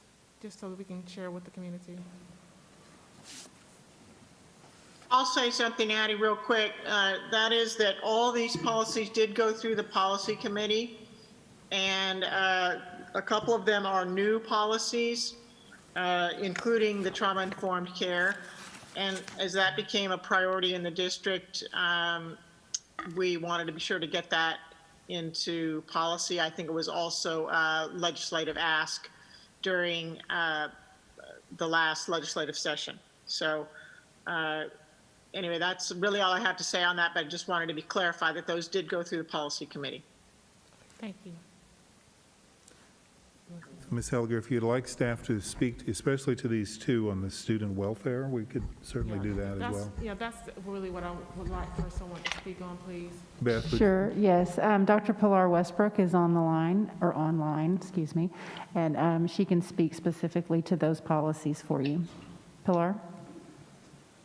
Thank you, Ms. Martinez. So the policy that's related to trauma-informed care is meant to put in place actions for us to inform not only parents but staff around trauma-informed practices to ensure that we're putting pieces in place not only as far as an intervention system, but a prevention system and support systems, but also making sure that our families, our parents, our community knows what those pieces are and how that works for our students, realizing how trauma can affect a student or a person, how things can trigger a person, and how we might prevent those things and then intervene if needed. And so that's the trauma policy. And then the other policy on wellness centers has to do with being able to put in place actual physical wellness centers that can support the whole child from physical health, behavioral health, mental health, and just overall health and well-being for our students. And so being able to put those in place and remove barriers that might be related to healthcare or other issues that a family might be having go across their plate would be something that these health centers might support. Something else it may support is the idea that if there's an underlying health condition, we may be able to rule out some other problem that we may be determining is behavior or mental health when it could be a physical health ailment that a student might be dealing with. And then the last one has to do with threat assessment and ensuring that we have campus committees aligned with a district committee that are monitoring and intervening early and often whenever there's a concern, whether it be for suicidal ideation or something that might be a harm to others.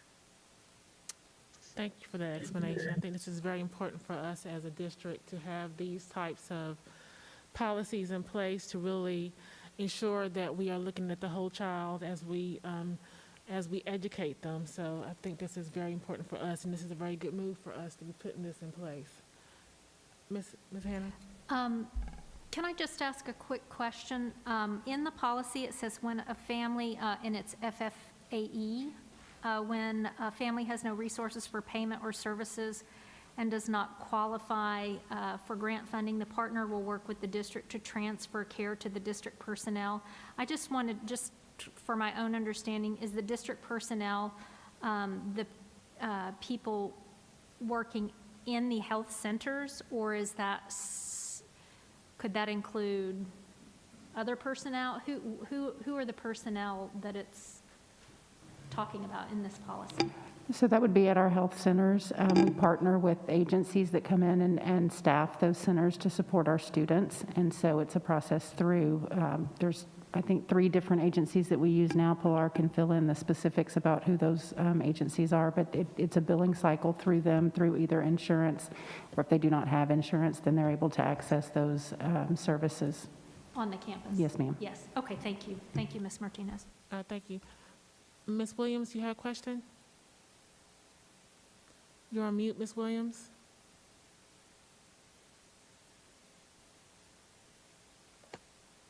Sorry about that. Okay, my question is this. Are these mental health centers being instituted under Texas Education Code, Chapter 38? How are you coming up with the mental health center guidelines? So as a Texas Education Agency, as a local education agency, we are required to follow the Texas Education Agency guidelines under Chapter 38 as well as Chapter 37. And so we're required to make sure that we're in line with those pieces. And as far as these other policies, they also help create kind of that structure for how we can support families and students. And it could be a mental health, it could be a physical health, it could be a behavioral health concern that we're addressing.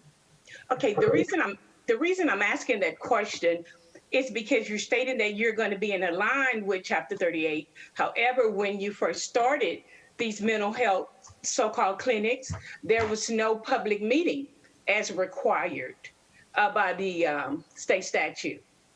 I've been asking for a copy of the intake sheet that the district would use in order to assess these students. That's also required by Chapter 38. So as a newly elected board member, I don't think we need to be instituting policies, yet we are not putting the policies to be aligned with the Texas Education Code. You guys haven't even done the basic, and that's to have a public meeting. We never had a public hearing where we invite the public to speak about if we want mental health services on our campuses, who will be providing those mental health services.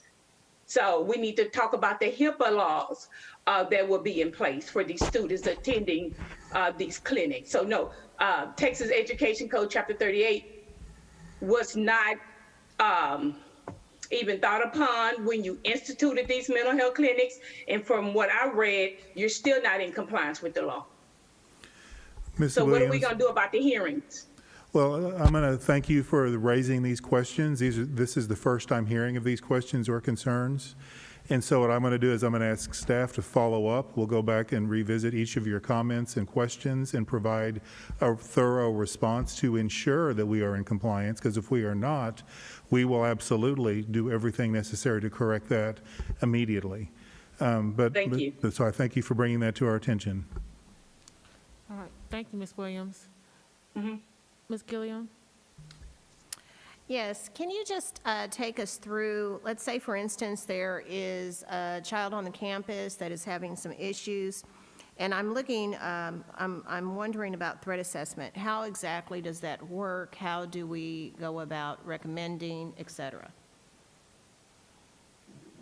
So I'm a teacher and I have an issue. I feel that something is going on at home. There might be a threat, and how do we go about that? Beth? How does that look on the campus? So Joe, is that under your area? Yes, and we should have Dr. Xochitl Rodriguez online, and she can respond to that. Sochi? Good evening. Yes, thank you for the question. When we have a student on the campus and there is a concern, the campuses have trained, or we have a district threat assessment team, and that team has trained every campus and their teams on how to interact with students that may have a need. So if a teacher feels like a student is having an outcry, we ask that the teacher refer the student to the counselor or to a member of the team, and then the team sits down and speaks with the student, and there's an assessment that's made, and at that time, an assessment then goes to the district in which we assist them. If there is a significant concern, then we make referrals further, or we send out our team. So it's a process, but every one of our campuses has a campus team that has been trained by the district team. Okay, and the second part, how do parents know about this? How do we disseminate information? Anytime that there is a concern on campus, first of all, we contact the parent if there is a concern with their child. We try to work with the parents, and then if there's a concern with that child and another child, we contact the other parent as well to let them know that we're working through this conflict, and we follow up with them. Usually what the case is on the campuses and what we've seen is that the campus teams can really handle those issues because they've been trained, and they contact parents, and many times they bring the parents in and they have conferences regarding what it is that they saw, and if there is a concern, then there is a referral placed, and we look at other avenues if we need to. Okay, and I guess different scenario. Okay, I'm a mom and I'm having a problem with my child. And I know that there possibly is something mentally going on. However, I don't have the funds to see about my child, I cannot take off of work, how do I know that those programs are on campus? How do I know Sure. that school can help me? Well, I think that, so that case in particular would be receiving or having a contact with the counselors that's happening year-round. So just being able to know who your counselor is on the campus, and the counselor then has access to referrals. So I think that when you see a mental health issue, the parent should be in contact with the counselor, and the counselor in contact with the parent. So Sochi. that's the first kind of point. Sochi, I'm going to suggest that we also ask Pilar to weigh in on this, because I think this Oh, is getting absolutely, into absolutely. to some of her domain as well.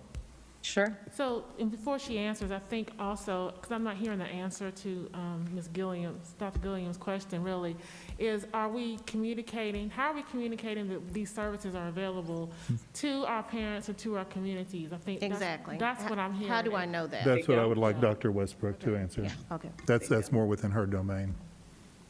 Great. So as far as how we're communicating, we have not only things on our website sharing the information of all our resources, the different resources that we have pertaining to the different types of student well-being and health that we're trying to support, but additionally with the principals' newsletters and the counselors' newsletters, they're pushing out information to their communities as we provide that context and those resources and the additional support that families can access.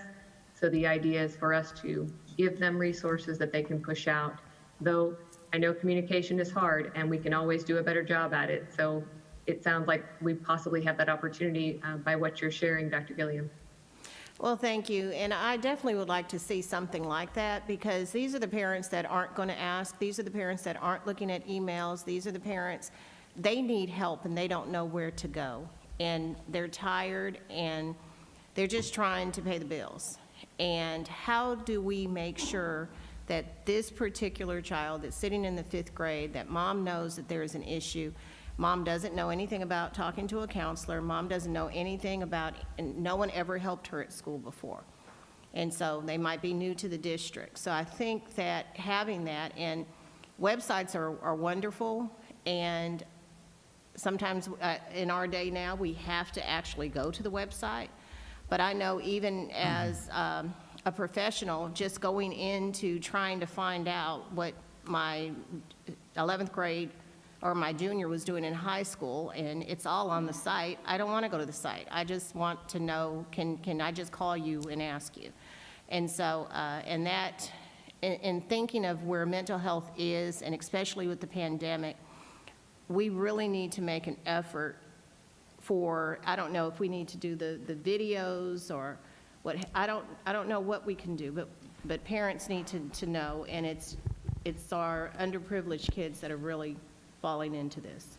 I appreciate your comments on that. What I would add to it is, one of the things we are doing is, and Pilar can speak to this as well, but we're doing large group parent meetings, we're pushing materials, we're doing theme weeks, we're doing all kinds of things on the school level and at the organization level. But I get exactly what you're saying, is because many parents are just hurting with their children privately. So part of our effort, even through our campus-based student wellness committees and through the shack at the district level, is to start trying to figure out ways to remove the stigma related to some of these issues, so that parents don't feel shame, guilt, or embarrassment about asking for help, and where children can also do that. But as you know, part of the key to this whole thing is relationships. And sometimes it does take just that teacher who's observing something in a child to call the parent and say, how can I help you? Can you help me understand what's going on at home? So I think just the constant conversation with our school leaders and with the teachers who are engaging, where we're really trying to create, one of the board goals relates to a culture of inclusivity, care, and concern. And so it is that to me, that concern and care comes from a teacher who's teaching all day, every day, but they know the child well enough to know something's a little off. And they can see that pattern of when it's getting worse and worse, and then they can help bring the parent to the table. So it takes the high-level organizational communication but it also takes that constant attention and reminding and just prodding and making sure teachers are tuned in on a day-to-day basis as well. And that's the culture we're trying to develop. And I definitely appreciate that. And just again, just throwing it out, how can we make absolutely sure that when those teachers that are not looking for that, because you're correct, Dr. Dupree, you know, sometimes we can just look at them going down the hall and we know something is different in the way. But right. that is the relationships, and we do have some schools that those relationships may not be built in that way. So if we can really hone in on that, I think it's going to be beneficial. Thank you. Very good comments. Also thinking Just had a quick question, a quick statement, Addie, just real quick. Also, if the board members can do this, find some time to research the current companies that Fort Bend has hired to do the mental health work. I need you guys to look into their record, and you will see that 9 times out of 10, this is more of a numbers game. When Dr. Gillum spoke about the parents not getting the information, that's not a rocket science procedure. That should be goal number 1. Yet the number is not about helping the child, but it's numbers, it's money, and it's Medicaid dollars. So I would just suggest that you guys go and do some research on student-based health centers, and also do your homework on the companies that now have contracts with Fort Bend ISD, and you will see the comments from not only the employees, but the parents. And it's basically a Medicaid money's game. So we need to educate ourselves as board members to understand that, yeah, we know we need help in certain communities, but guys, trust me when I say I deal with this on a daily basis, it's all about those Medicaid dollars. And we need someone that sincerely cares about these kids to get them the services that they're needing. So just do a little research on it. All right, thank you, Ms. Williams. I think, you know, whatever the issues that may have been brought up, I would expect that we will get some follow-up from the district on those things that she rose today. All right, thank you. Before I move any forward, I also wanted to tie in to that mental health, is that are we working with our law enforcement on that as well, so that we are making the right decisions for kids at the campuses, so that you know, we are assessing, have some type of high-level assessment that's being done prior to us just taking them to juvenile or somewhere like that. So I want to make sure that we'll understand what is the role of law enforcement when it comes to supporting the mental health supports for our children. Yeah, apparently that's my microphone catching a lot of feedback. Sorry about that. Absolutely. So so law enforcement, just like I've said from the very beginning, we are not involved in a vast majority of these threat assessments that happen at the campuses. We're only involved when there is a serious threat to another student or to the campus that would constitute a criminal law violation. Or if a student wants to harm themselves, and we need to take immediate action to make sure that they don't harm themselves. So that's when we get involved. But our officers that are trained in crisis intervention work very closely with Dr. Holly Robles, the child psychologist on board, and the licensed professional counselors. And in fact, in our new police department, they will be housed together for the first time. So there will be constant communication between that team to make sure that we don't have any students who need help of any kind fall through the cracks. We want to make sure that we do our very best to make sure that all students who need help get the right resources they need. And again, law enforcement is just a piece of that. It's not, law enforcement is not involved in every single one. No, I would hope not. But for those that they are, I want to make sure that there's a mental health component to the decisions that are made if you are involved. And that's what I'm looking for, okay? So if you could provide us an update on that, I really want to understand how that really works with the relationship with our police officers. All right, thank you very much, everyone, for your questions. I'm going to move on now to 3A2, review proposed order of election to be held May 1st, 2021.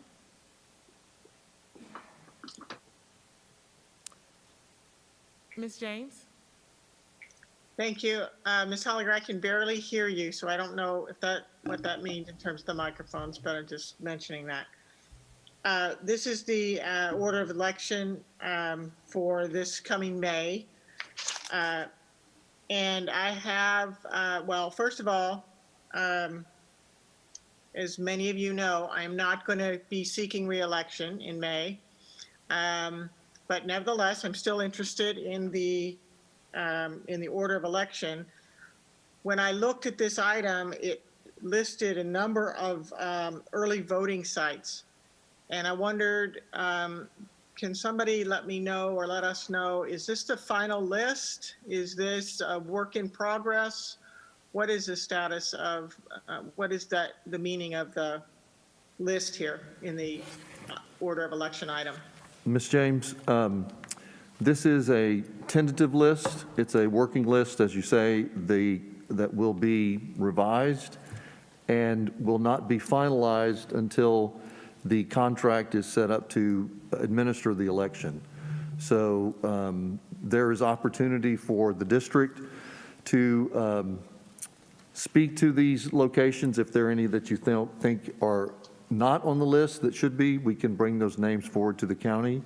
But to answer your question, this is not the final list. The list won't be final until after the contract is entered between the district and the county to administer the election. So it's subject to change. And this will be it'll be a joint order because there'll be other entities in Fort Bend County that will be holding elections at this time? So yeah, that's always the question. When other districts, to answer your question, yes, this will be the order the board has to order the election to begin the process.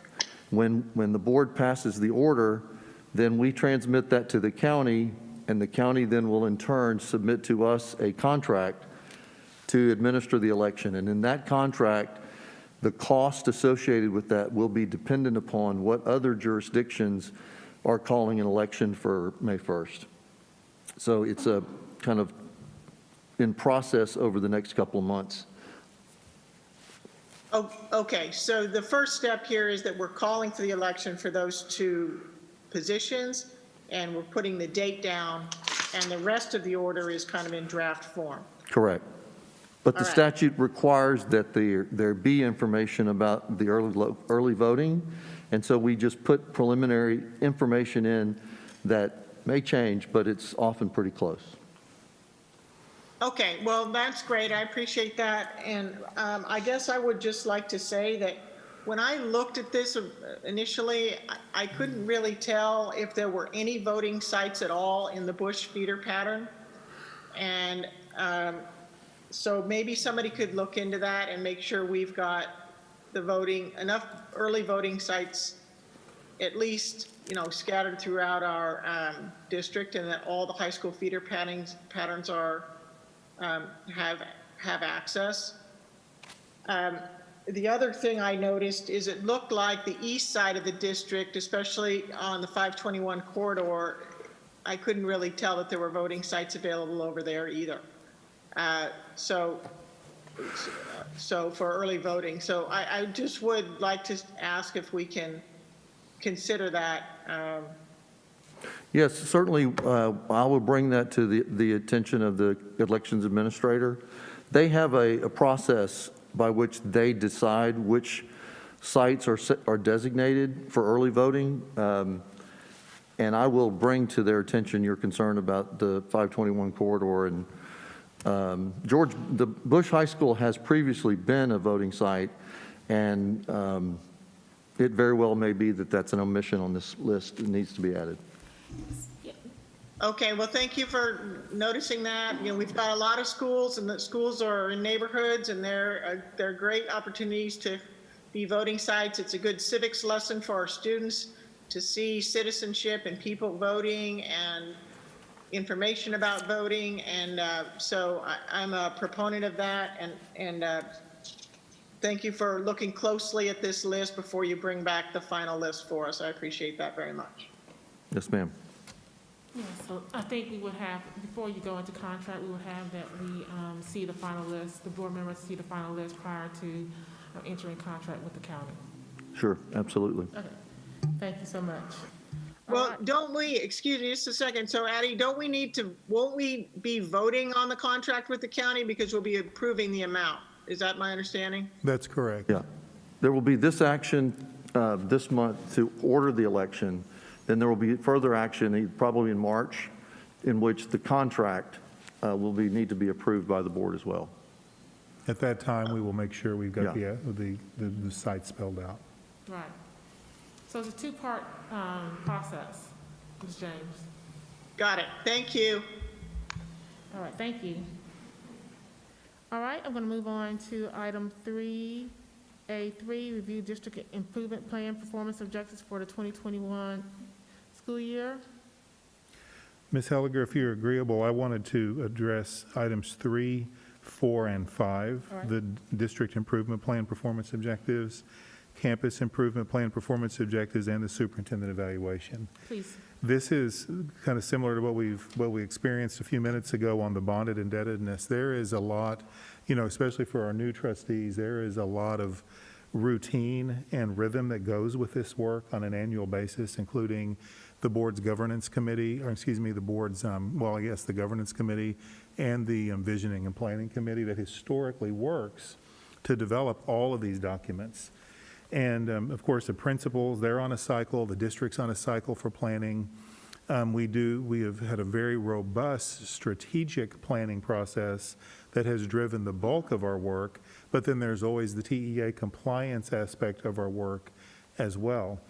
This year is a little different, and we're bringing these things forward, number one, much later than we usually do, but also this is truly a minimal compliance-based exercise this year because of COVID.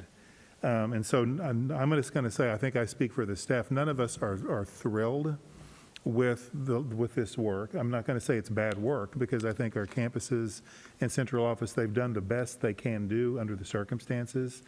But we were in a season where when this work was normally done, that we were doing online learning and attempting to transition to dual learning systems with all campus staff and all central staff 100% dedicated to some of the folks in central office or even in classrooms teaching students when this work would normally be done.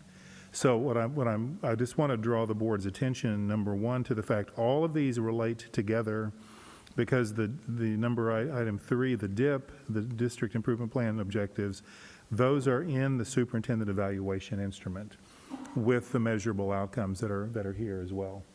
The campuses are based on needs assessments, but the comprehensive plans are not public and published yet. So I just wanted to kind of set the stage on this because I know the board may have some questions on these. Stephanie Williams is also online to maybe do a brief overview to talk through some of this. And we can do whatever the board desires. If you'd like to just ask questions, we can do that. If Stephanie if you'd like to hear an overview, we can do that. We're open to the board's guidance on how you'd like to handle that. Stephanie, could you I know we have some new board members, and since this is I guess a different method of us producing this, I think it would be beneficial if you could provide a brief overview of this process. Okay, certainly. Thank you, Ms. Helliger. Good evening, everyone. I'll start with the improvement planning. As Dr. Dupree said, it is part of the district improvement plan and the campus improvement plan. Both of those plans follow a similar process.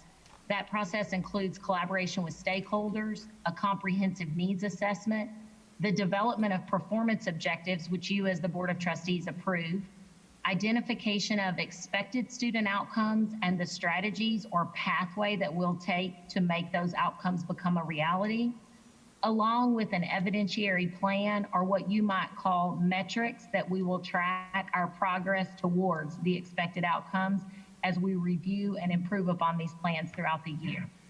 As Dr. Dupree said, normally this process launches in April or May, aligned to many of our strategic planning efforts and our planning for the upcoming school year. Normally these are also approved in October.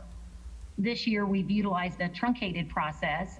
Part of the process has been truncated related to stakeholders. We continued the CBLT process and the AAC at the district level because of the significant changes that our community was going through. So those were our stakeholder feedback group. We definitely had a shortened timeline. We launched this process in July, and then after much feedback at the district and campus administrator level, we postponed until mid-October once we had our students transitioned into dual learning models, and that's why board approval shifted to January. And then the other piece that's truncated, and I think is important for you to understand, is the data review that's part of the comprehensive needs assessment. As was shared in the academic presentation last month, those cycles are significantly disrupted due to data that is not even available from last spring. So campuses and the district had to turn to other sources of data to ensure that we were making the right decisions around improvement. And then getting to the board's role, you approve performance objectives for the campus and district improvement plan on an annual basis. Those performance objectives are aligned to the district strategic plan. And an important piece in Fort Bend ISD is that the performance objectives are written at the system level. And I'll give you an example of that in a minute. And then you might have noticed at the campus improvement plan, we had some campuses utilizing the pilot of the community-based accountability improvement system. And so you saw a different format for those performance objectives. Really, when we develop performance objectives, they're developed in response to trends in data that we see that we want to disrupt. So a common trend across school districts might be that a certain subpopulation is showing a trend of underperformance in, let's say, mathematics. So once that trend that we want to disrupt is identified, we ask our campuses to utilize the 5 Why protocol. So we ask the question, why is this subpopulation underperforming in mathematics? And the initial answer might be an external factor that's outside of the teacher or a school's control. Something like, well, they're not engaged. They're not engaging. And then we say, well, why are they not engaging? Well, we've identified a significant skill gap in these students. And we ask again, well, why is there a skill gap? And this is a real example from one of our schools. When they continued through the 5 Whys, what they identified is that the tiered instruction, which is part of our curriculum instructional model, was not being planned for in PLCs. So their performance objective addresses the system related to teacher planning, the professional learning community. And it designates that all lesson plans will include tiered instruction. And as one of the strategies, the campus is monitoring both the lessons and also the implementation of those lessons. So that's an example of how the performance objectives in Fort Bend address the system response, and you'll see some of those measurable measurable pieces in the expected outcome. When we think about next steps, once you as a board approve the performance objectives, then the SIP and DIP complete comprehensive pieces would be posted publicly as required by TEA, and we anticipate that right around the end of January. And then the really important part of the work, once we have the plan developed, is moving into review cycles. We know from the academic program audit that we were provided feedback that we could improve significantly around our campus improvement plans and the formative review cycles. Due to the truncated timeline, we've adjusted that to be in February, April, and June, and that includes what we call a signaling process. It's a manner of truth-telling where the principal, the campus leader, signals within our software the progress towards achieving that performance objective. At the campus level, those signals are reviewed by campus leaders, the campus-based leadership team, and the Department of School Leadership. At the district level, those signals are reviewed by the strategic planning team, department leaders, and our academic advisory council. And then, as Dr. Dupree said, the superintendent evaluation, it's at a much higher view. Its accountability includes system improvements like projects or programs. It includes ties to student achievement, and it also includes the district improvement plan. And as you probably already noted, this year, the system improvements that are in the superintendent evaluation tied directly to our COVID response and our strategic path forward as you all define the process for and select leadership in the district. I tried to be brief, Ms. Helliger. Thank you. Thank you so much. Thank you. All right. Grell has a question. Yeah, so thank you, Dr. Dupree, and thank you, Mrs. Williams, for sharing that information and kind of giving us an overview. I do want to say I really like how you guys put together the superintendent evaluation. That's really what I'm focused on, because these other documents are really compliance documents, and they're not, to me, they're less meaningful. Not that we want everybody to be making progress towards the goals, but I'm looking forward to the day when we can really truly revise these and do this in a way that is meaningful toward our district goals. And thank you for continuing that journey and continuing to work on it. I really liked the way the superintendent evaluation was written out, the sections of it. I thought it was well done, and all the metrics and milestones that were in there, those are relating to the DIP, which is required. But when I was trying to look back and forth between and understand how we were going to evaluate basically these reporting metrics or these objectives that we have, I was struggling to see what that was going to be. And the reason I'm saying that is we know we're not really counting on STAR, and we don't want to count on STAR. But you guys have expressed some concern about the REN 360 and its implementation. We don't know necessarily the validity of and we don't have good valid data for the beginning of the year. And I guess I would like to know what your thinking is. In other words, we're stating that we're going to track students' progress, and how in reality are we going to do, what's our best guess at how we'll be able to do that?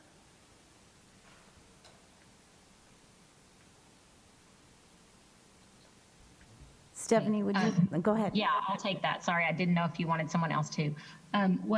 Thank you for acknowledging the absence of some of the evidences that we have relied on in the past. Definitely, the REN 360 is a priority for improving the fidelity of that metric. And we did allow for an additional assessment for students in the fall semester once they return face-to-face, so that we could try to get a more quality metric in order to use that for as many students as possible. You are able, looking at the scale scores, so the score that all students get, to make a comparison and determine the percentage of those scores that might be skewed.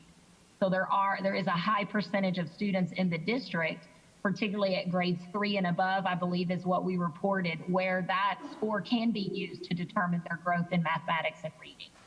In addition, I know in the academic report, we are monitoring the academic grades and particularly the failure rate among all students and subgroups. That's important because one measure of student achievement is progression to the next grade level and staying within their cohort. So while that's higher level than knowing exactly the skill gap in mathematics, it's definitely important in a time when people are touting the gaps that could have been brought on by the pandemic. Along with that, the district is looking at, the mental health data and behavior, but those are the two academic achievement pieces that I could speak to right now, unless Deanna, you want to add something. Well, along the lines, going back to the REN 360, I think some of the things to consider is at the school level and at the classroom level, the REN 360 is still an effective measure. I think that working intimately with the teacher, rather than it, I think it's more problematic aggregating the data at the district level, but at the school, at the classroom level and at the school level, it's still an effective data collection mechanism to assess how students are progressing with their reading and their numeracy. So we would expect that even at the district level, if we don't increase or adjust the administration of the REN 360, we would expect that at the classroom level and at the campus level, there may be particular students who are identified where multiple assessments using REN 360 may assist with progress monitoring their growth in reading and or in numeracy. So although, again, at the district level, we're careful at how we analyze and use that data, at the classroom and campus level, it's still an effective data point. Can it be used in a way, so thank you for that, both of you. So can that data be used in a way such that we would say a certain number of let's just say third grade classrooms, this number of third grade classrooms is showing growth, this number is showing, you know, approaches grade level, this number is shows a certain percentage. I don't know what the cutoffs. I'm not sure how to do that statistically, but I just want to be sure you guys are thinking through how you can signal to us how we're doing, or because as we and I asked this, I think at the last meeting or maybe the meeting before that, I'm really eager to have a conversation in February about student progress, because I think it's really important for us to realize as an organization the reality of how students are doing, and make whatever adjustments we need to make early in the process. And if that's more minutes to the school day, if that's more school days, if that's more intervention periods, as you guys have already started planning some of that, those kinds of things I think we should be having in the conversation early. And I'm not clear what data I need or you're planning to show us to help me to know how we're doing.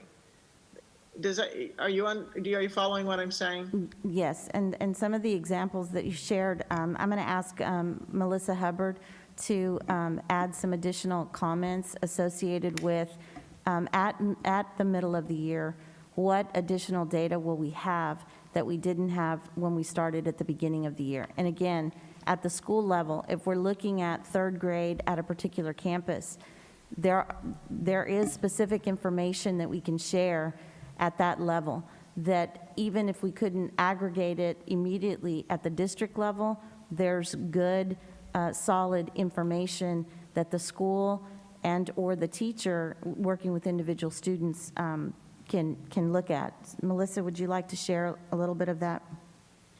Sure. So some of the data that we'll have here in the middle of the year that we didn't previously have is going to be some of the student growth data that we'll get at the middle of the year. So we have a certain number that we're going to be looking for in terms of the student growth percentile. And so we'll be able to aggregate some of that information to see how many of our kids have made that growth that we were wanting them to make, and what percentage of our kids didn't necessarily make the growth that we wanted them to make.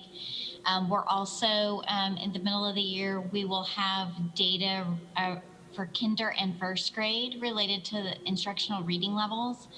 And that's information we didn't have at the beginning of the year. And we'll also be able to look at some of the growth related, campus data growth related to the percentage of kids that is on grade level reading or above grade level reading, and be able to compare that to our term 1, which we did not have previously. So those are a couple of the things that we will be sharing when we have our middle of the year REN data that we didn't previously have. And as Stephanie mentioned, we had many of our campuses that questioned some of the fidelity, who retested kids in October.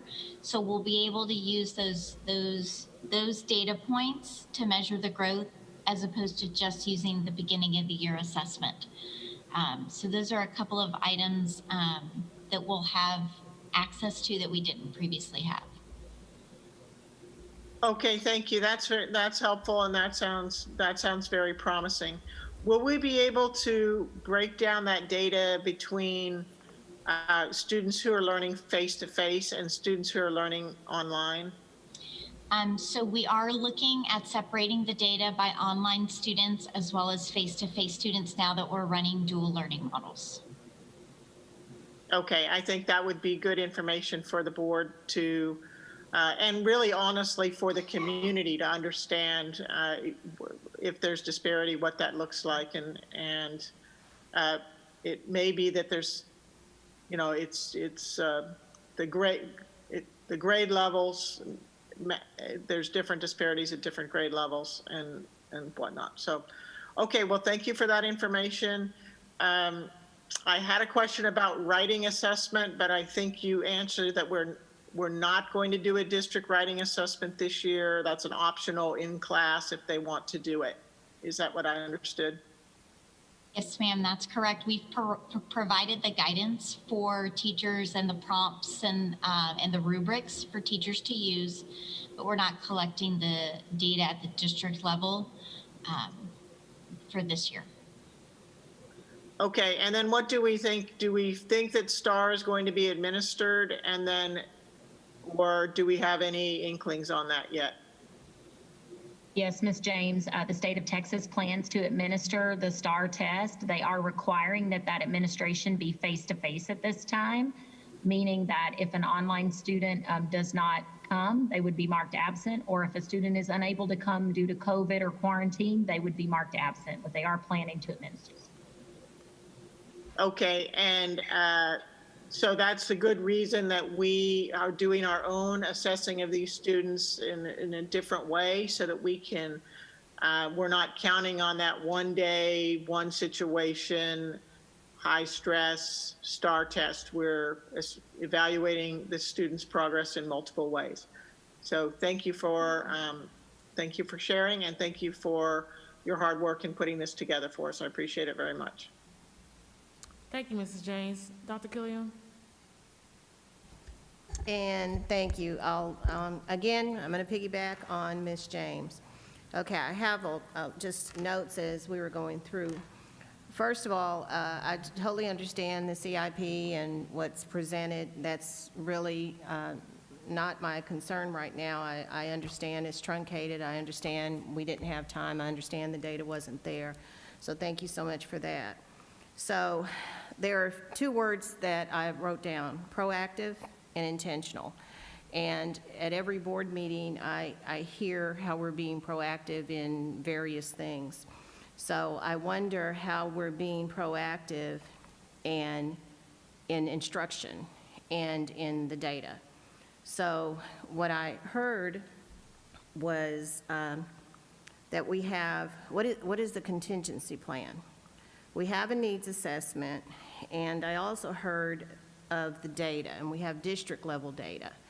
And I also wrote that students get left behind with district data, because the district data, and when we're looking at campuses, I think it's going to be really important for each campus to look at their data with the help of the curriculum department, with the help of looking at the district data and seeing where campuses are, so we can begin to fill in the gaps now.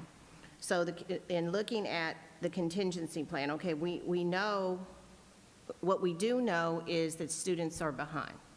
So how do we begin mending that? So and I wrote down proactive and begin assessing where we are now.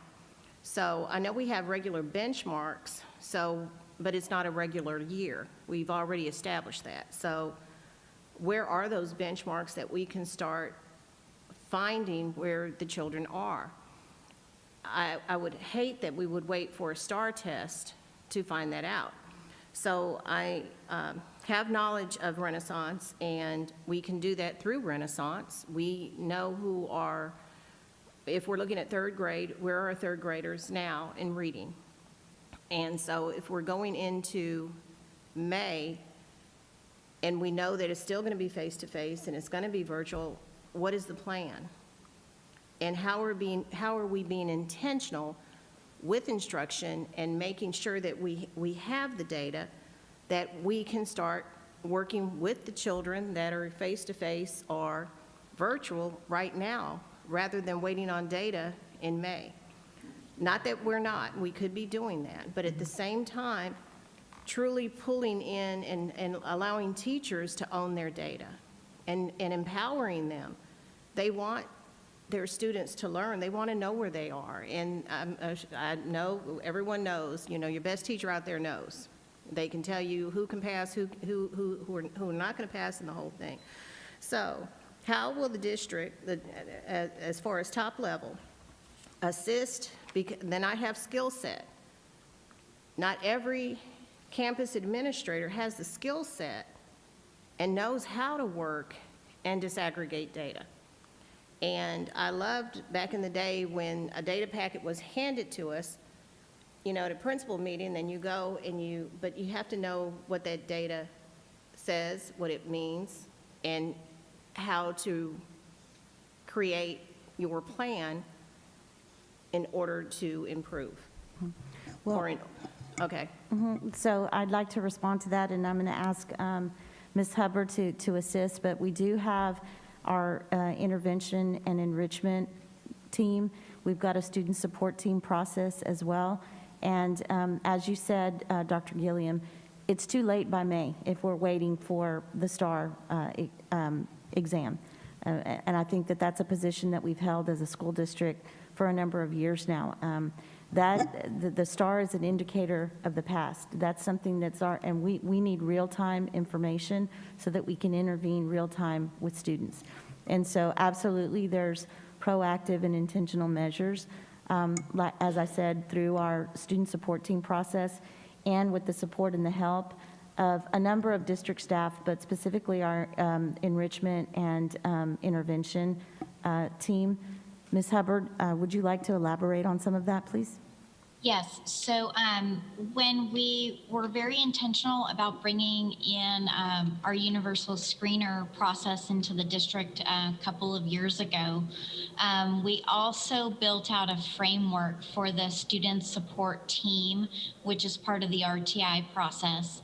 And that student support team has a structure to it, much like Dr. Gilliam, you had referenced that data team type of process, in which that student support team is comprised of various people at the campus level, including teachers, administrators, maybe a counselor, an interventionist. Those folks all sit at that table and they utilize student evidence in order to make those instructional decisions and determine the supports that might be needed for those students.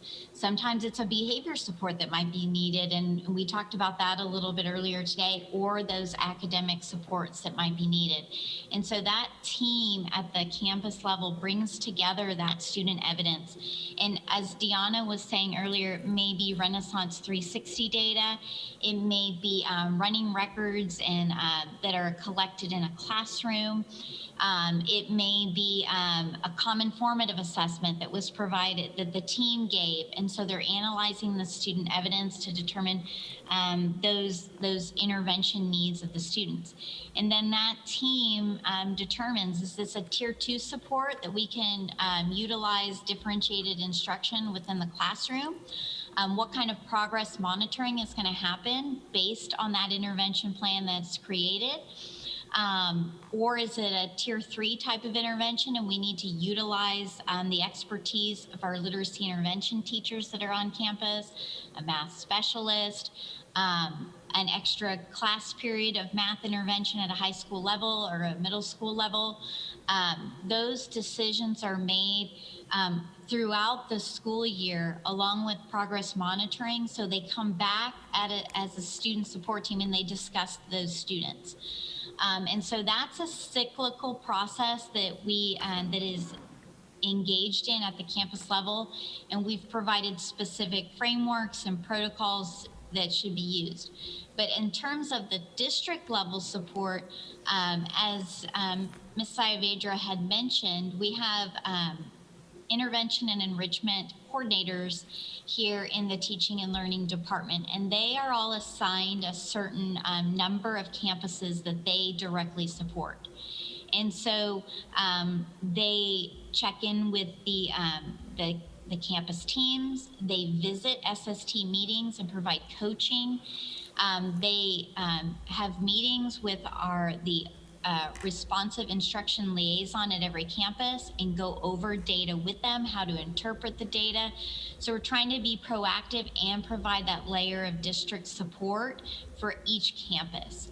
And so right now, as we're prepping for the administration of Renaissance 360, those district personnel are working with campus administrators to make sure that they have an administration plan, that we're following the fidelity of that administration plan as well, and providing support to the campuses if necessary. So those are kind of some of the systems that we have in place in order to be proactive, look at data ongoing, right? And check on progress as the year goes on instead of waiting until the end, because we agree with you, we have to use those formative checks to get the kids the support that they need as quickly as they need it. So we're have those systems in place. We also, each campus has an RI liaison. At most of our campuses, it is a campus administrator. And we meet with them on a monthly basis to provide training and provide additional support in reading data reports or to keep them on track with the next step in the process. So those are some of the things that we've been doing at the district level to support campuses with a proactive process.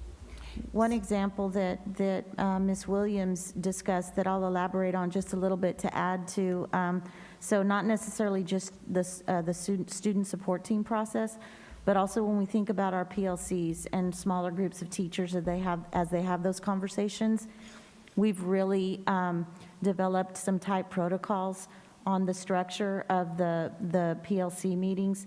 And something that we've worked on for the last couple of years is really utilizing student work as part of that data collection and having conversations with teachers to say, if we've created this process or this product that we want children to produce, then what is it that we're looking for in terms of the quality of the product and what we're looking at in terms of, that's going to represent learning. And so then they'll come back together as a group of teachers, use that student work to determine how well did our students do? Did they meet the expectation that we did? And if they didn't, what are the reasons why? And then how collectively as a teacher group can we address that? So there's multiple ways, as you know, it's not one single strategy that's going to make the impact, but it's a collection of a number of those, from the district level support to the campus level support, and then the actions that teachers take in PLCs, and ultimately in each one of the classrooms. Okay. So rhetorical questions, definitely don't want to put anyone on the spot. My mind is thinking, what are we doing this week? What are we doing next week? How are we going to evaluate that? How are we assessing it? I heard should be used. This should be, what are we doing? What are we actually, again, rhetorical, and just throwing it out. What are we doing? What is the plan? What will happen in January? Where do we want third graders to be? Where are our third graders? Where are our seniors? And I think that we're looking at it as a district. Of course, we're looking at it as a district, but then when it falls into the hands of, when we're at the campus level, because that's where the rubber meets the road, is in that classroom. So, and there's going to be a teacher out there that needs help. There's going to be a teacher out there that's going to be in a PLC and doesn't understand anything that's going on and will not raise his or her hand to share that he or she needs help. So the evaluation of everyone that helps needs to make sure that we're actually going into the classroom to make sure the teacher has the training, but at the same time, the skill set. Because we can all walk out of here. My skill set I'm quiet during bond and the money and paper, commercial paper. I'm gonna be quiet because I don't know what to ask. So my skill set is nowhere near Mr. Rice's skill set. So when I walk out, I'll probably, okay, I'm either going to find out about that on my own, or I'm just gonna wait, and sometimes teachers wait. So, and like I said, I won't belabor it, but it's a matter of intentional means that we're being intentional, and we're being consistent, and we're doing it with fidelity each and every day. And so we're at a time right now to where we have some classes that may not be performing in the way that we need to. I also heard, and I'll stop there, that it's when we're talking about the writing sample, and I'm not questioning it, but okay, well, that's optional. Okay, it may be optional for the district, but why would we not have a writing assessment at all? Why is that optional? Again, rhetorical, and something to think about. We want the students to write. We need to see where they are. Why are we not assessing and evaluating those things? So thank you. And I know this is tough, but I'm just thinking about the amount of time that we have. We have February, March, April, May. We have time to learn. And rather than just, okay, well, this happened or that happened or this happened, where are we right now? Okay, thank you. Dr. Gilliam, if I can respond to one of the questions you asked earlier. It's no secret that the fall was extremely difficult for everyone, for students, for families, for teachers, for administrators. Across the board, we all know that. That's very plain and simple. But to go back to the question you asked regarding how do we provide assistance to campus leaders, in the fall, it was continuous PLCs, weekly, throughout the fall, every week. Sometimes we were meeting 2 or 3 times a week with campus leaders. And our approach at the time and the focus was operational, but there was embedded instruction as well. But it was a very difficult task to bring schools together, to have 2 dual systems. But we did meet with campus principals. What I can say is our approach has always been that what we discuss at town hall meetings, what we discuss at principal meetings, we break apart all the information that's been shared, and we have principal PLCs. So we have a variety of leaders throughout central administration that provide assistance. We break it down, we take the necessary steps to ensure that our campus leaders understand what the expectation is, that they understand the level of accountability and how we're going to hold them accountable. So as we have transitioned from the fall and we're going into the spring, our focus is, there's a greater amount of focus on instruction at this moment in time. And I'm going to be very honest with you. I wish I could sit here before everyone and say that our focus, 100% of our focus in the fall was instruction. If I were to say that, I'd be lying to you. It truly was to learn a very new system, one that we had never been exposed to before, and I think we did an excellent job in doing that. But moving into spring, I agree with you, 100%. We need to focus on instruction. So at this moment in time, what I can tell you is we're not meeting 2 or 3 times a week in PLCs. It's a very different structure, but it's one where we still have the conversations with our campus leaders, specifically with the campus principals, and that's the responsibility of the Department of School Leadership. We talk to principals daily. That occurs daily. Now, meeting, it's going to be occurring. I'll tell you, tomorrow we're going to have a PLC with our campus principals, and we're going to be talking about instructional items, things that are going to be presented during town hall. So I do want to let you and, of course, the board know that we are meeting with campus principals on a day-to-day basis. The expectation is that our executive directors in the Department of School Leadership, that they walk the campuses, that they're in the classrooms, that they participate in campus PLCs, and that they identify areas of concern, and of course, some of the positive areas as well. There is a high level of sharing between our campus leaders, our campus principals. That's the expectation of the PLCs, but beyond the PLCs, there are conversations that occur on a daily and of course on a weekly basis, and we all know that that's best practice. We are amping up what the expectations are as far as monitoring of instruction with district level support. So we're going to have an additional layer of support that is going to be available for our campus leaders and of course our teachers that we didn't have in the fall semester. So we are getting our processes ready to go. We are having the necessary conversations.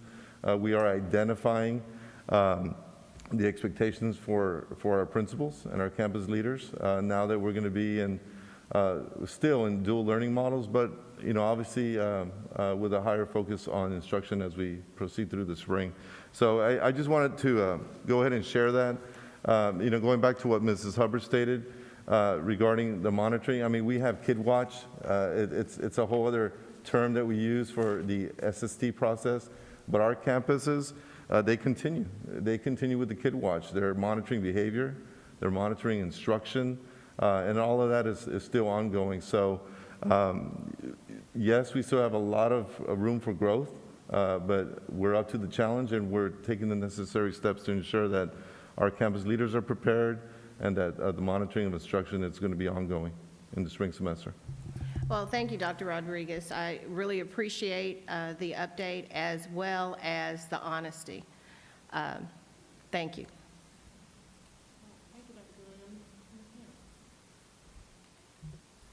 Ms. Hannah. Thank you. Ms. James, I heard Ms. James mention, she was just questioning about the measurable outcomes and having in mind exactly what that is. And I value district improvement planning and campus improvement planning, and I think it can be a very, very important process when everybody's involved and everybody's really following their plan and it makes sense based on the data and what you're looking at. I know that our program management audit that came out recently, I want to say it was shared back in the fall of 2019 or 2020, recommended improvement in our improvement planning process where it's not just ticking off a box, where principals are working when teachers are actually on campus. And so I understand that we are in an undesirable situation this year, but thinking about planning, and I hear Dr. Rodriguez talking about the use of PLCs, but can you just share a little bit about looking forward and thinking about those recommendations made in the program management audit, how that process, I can see there's a pilot also, so maybe that's part of the improvement process and how we're looking at that, but what are the plans? Because if we move forward and we're still in a dual learning model, then we don't maybe want this truncated situation next year. Let me speak to that one because that is one of the major elements of the superintendent evaluation is looking at long-range planning. And because the conversation we've had is we wanted to do this truncated version this year just because of the need, honestly, and where we've been. But we know we need to start now planning for next year, and we do want to get on the cycle. That was our intention for this year, was to get on the cycle that's prescribed in the performance audit that you mentioned. Because we've been talking about the need to get on that track for a while. It's just challenging when we've been so focused on the STAR data. But now that we've been able to get our focus off of that and onto the community-based accountability system, we've been able to start shifting the organizational thinking to get all of that done in a better timeline. So the goal for this year, and this, again, this is included in the superintendent evaluation, is to get, by the time we get to the end of this school year, we will have some good draft plans, and we'll start really putting a lot of that together, so that then by the time we get to the start of next year, we will be able to execute. We won't be in October, November, December approving the plan for the year that we're currently living. So all of these components will really be coming together in a much more aligned way starting this spring. And I do think that's helpful because there actually are parents out there that we look at the improvement plans, specifically the improvement plans where our children go, and when they're not there, you know, it's just a missed opportunity to highlight what we're doing and how we're helping our kids. So I'm glad. I think it's the best, and I think that ties to what Dr. Gilliam mentioned as well, is that we need to rely on the best data we have at the, you know, and I've always said, you know, I've never loved the fact that we wait until we have all the STAR data in, because the teachers and the principals know in March, April, May what the needs of the kids are. We can confirm and validate lots of the planning elements, but we can do good draft planning throughout the spring semester, knowing what's going on in those classrooms with the kids, because that's what the teachers and principals do. And so we're going to start shifting the organizational mindset in that direction. And so I appreciate your asking that, because the way I look at the response to your question, Ms. Sand, and then also Dr. Gilliam's question, is that we are, in a sense, we have been in this period of tumult and turmoil for about 10 months now. But we had spent 7 years building a strong foundation and strong systems that we've had to back up from a little bit, but now it's time to get back on that track. And that's what we're trying to do with these documents, by at least getting the train righted and back on the track, knowing it's going to be fully restored by the time we get to this summer and planning to start next year. Right, and once it's on the track, maybe it's a little bit sleeker model. Exactly. Than what we've had rolling down the track. Yes, we want to learn. I have one more, I guess it's a question or a statement, but looking at the district improvement plan goals 2 and 3, and then the performance objectives under that, those are a little bit hard for me to separate, and one is about, and for somebody who's been listening to board meetings for a very, very long time, I know that board members are very adamant about students owning their own learning. And the second one is about fluid learning, and they just really go hand in hand. But I'm bringing it up because when I flip to the superintendent's evaluation and I look at the metric, for example, under goal 3, which looks at student choice through diverse programming and differentiated student learning experiences, I think back to, I believe it was 2019. Somebody here can correct me if that's wrong. I think the district surveyed like students in grades 3, grade 6, grade 11, and if memory serves, the grade 11 students, when they were presented a question about choice, only 20%, 21% of the kids said they were afforded choice. And so when I look at this, my first question is, you're going to increase the percentage of students engaged in enrichment. And so when I think about choice, if a kid is learning to drive, or if a person's learning to drive, to really learn to drive, you really have to own the car. You have to own the steering wheel. You have to own the brakes. You have to, you know, you're not going to learn to drive as well if Mom Helliger is sitting next to you going, brake harder, brake softer, you know, telling you every step of the way, turn left, turn right. You've got to turn over that ownership. So to me, a little bit of being a kid in the classroom, you know, you're not behind the wheel, but you should be behind the wheel per se. So I guess my question is, or I'm just not quite clear when I look at this, how is that going to be measured? Thinking of maybe how it was measured in 2018, where we are with the dual learning model this year, what is enrichment? And I guess it really just, I think it goes back to Shirley's words of intentional, proactive and intentional.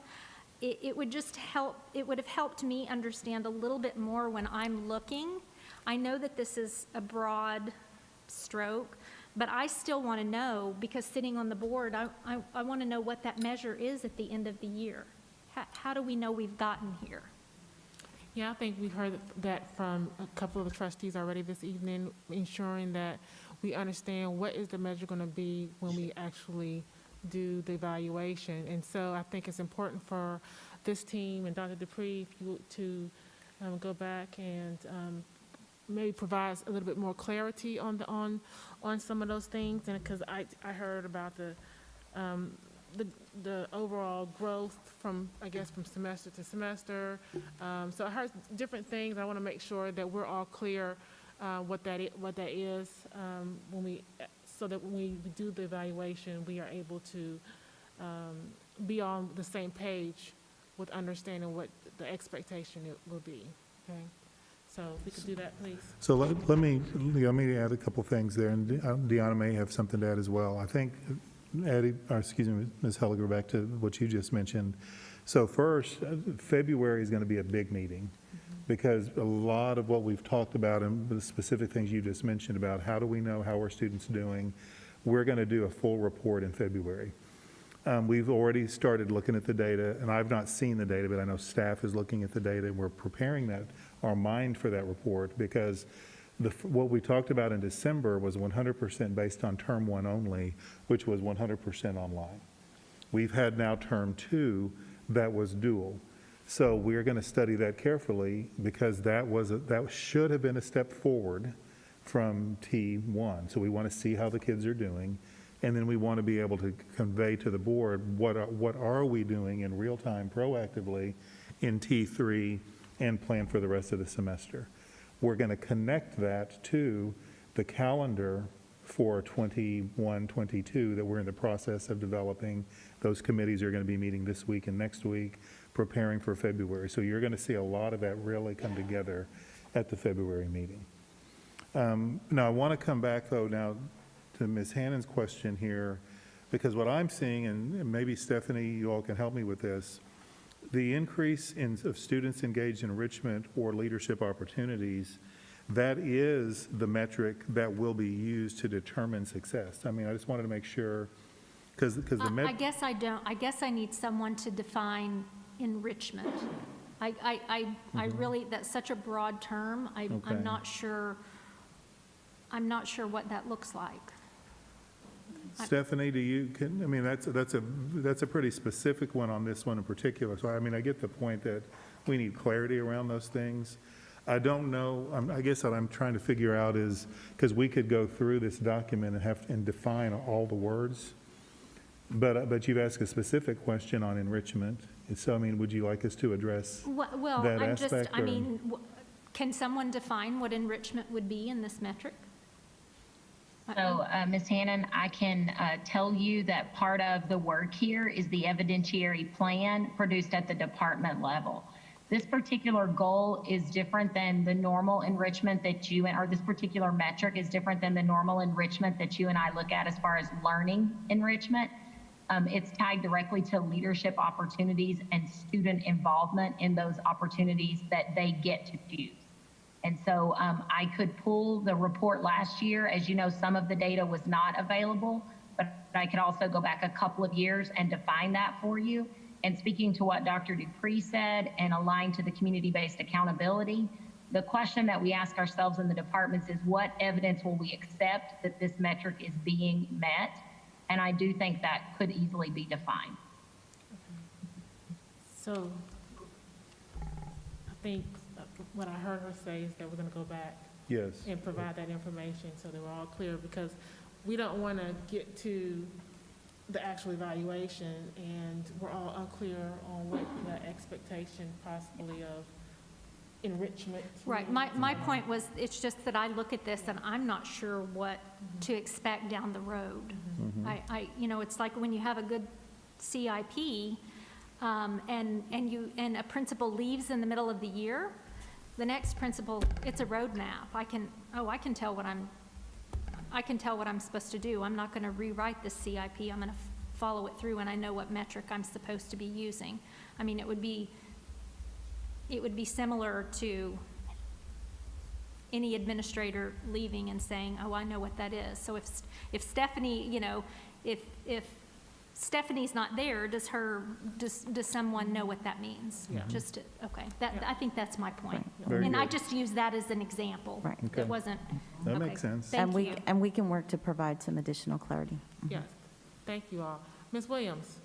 Yes, I needed to ask Dr. Rodriguez if he can explain to me when he made the statement the first semester the district was focused on learning a new system. They wasn't so much focused on instructions, yet students failed the first semester. So I'm wondering what is going to be done since we can admit as a district we didn't focus on instructions as much because we know COVID has been hectic. What are we doing to assist the kids who failed the first semester? Yeah, so thank you for asking the question, Ms. Williams, and let me go ahead and clarify the statement I made earlier. I don't want anyone to take away that instruction was not focused, but it's not a secret that we were learning how to operate in two systems, which we had never done before. So the vast majority of our focus was really learning how to, redefine the operational side of Fort Bend ISD. Now, obviously, students were in the classrooms. They were receiving instruction. There was monitoring of instruction, but it wasn't at the level that I would say was far superior or anything that we've done in the past. Now, moving forward, now that we've defined, now that we've learned how to operate in two systems, obviously the focus is going to be more so on the instructional side. So basically what we're doing is we're shifting the percentage that we spent in the fall, focusing on operations. We're going to shift it and focus that on instruction. So that's really what I meant with the earlier statement. Now, you had, I guess your second part to your question was, what are we doing with the students that failed the first semester? Was that your question? Exactly. Yes, Yeah. that 31% of students, I think you guys stated in December, that failed the first semester. What is being done for them to be able to be allowed to catch up with their grade so they won't have to repeat an entire another grade again? Okay, so I appreciate the question, and thank you for the clarity. So once again, the information that we shared in December, that was T1 information. So what we're going to do next month is we're going to go ahead and we're going to share additional information to really provide the clarity needed as far as, what does it look like for the entire fall semester? So what did it look like going from T1 to T2? And that's where the comparison is going to be highlighted for the Board of Trustees. Now, that's not to say that we are not focusing on assisting those students currently. We have identified the students. Teachers know who the students are. Campus administrators know who the students are. And they have individualized plans for those students or for those group of students at their campuses. So, Dr. Rodriguez, just piggyback on that question. So, am I to understand that, you all can't hear me? Am I to understand that, I want to make sure let me back up. I want to make sure I didn't hear you incorrectly. After T1, we moved to T2, which was a dual model system there. Did we not have plans for those kids that were in T1, how we put them in the different, what it's called, the preferred classes for them? How do we make an assessment to where the students who are failing in T1, how they, where they went for T2? So for those kids that came on campus, did we put them in specialized classes? Did we have a plan for them for T2? So the results that we were going to see in February should be a combination of the work that we did do once we've identified those kids in T1, the work we did in T2, in order to give them a full semester grade so that they won't have to retake classes, or they're not inadvertently penalized by us putting together, our operations for our organization. So, yes. So the way so there's a couple of things I would say in response to that. First of all, I think what we have to go back and acknowledge is, as you've mentioned, the T1 was 100% online. There were many, many challenges just related to getting students engaged, getting the systems up and running the way we needed. We lost the first 3 to 4 weeks of even T2 in the transition of kids because we were trying to stand up 2 learning programs. We had schedule change after schedule change, lots of turmoil, lots of negativity and noise in the system. So what you're asking, you know, even though we were well intended in many cases trying to get kids into intervention type of environments, it was very challenging because we spent weeks and weeks balancing teacher loads, getting schedules, getting the systems working the way we needed to. So that prevented making as much progress in T2 as we would have liked to have seen. That being said, I believe after about 4 weeks or so, we got T2 stabilized. And so I think we're going to see, my hope is that we're going to see better data at T2 than we saw in T1. Now, 2 things I want to come back to what Mrs. Williams asked, because yes, the heart of that, and this kind of comes back really to the whole conversation, is this whole conversation from an outsider just listening to it sounds like we don't know what we're doing in the whole district, you know, because we can't monitor, we're not paying attention, we don't know what's going on in our classrooms. We have to go back and acknowledge that everything has been disrupted in the way that we would typically, from the top down, monitor what's going on in our schools. But what has not changed at all is what the teachers and the principals are doing at the school level. In fact, it has changed to the extent they're working harder and more diligently and more dedicated than they ever have.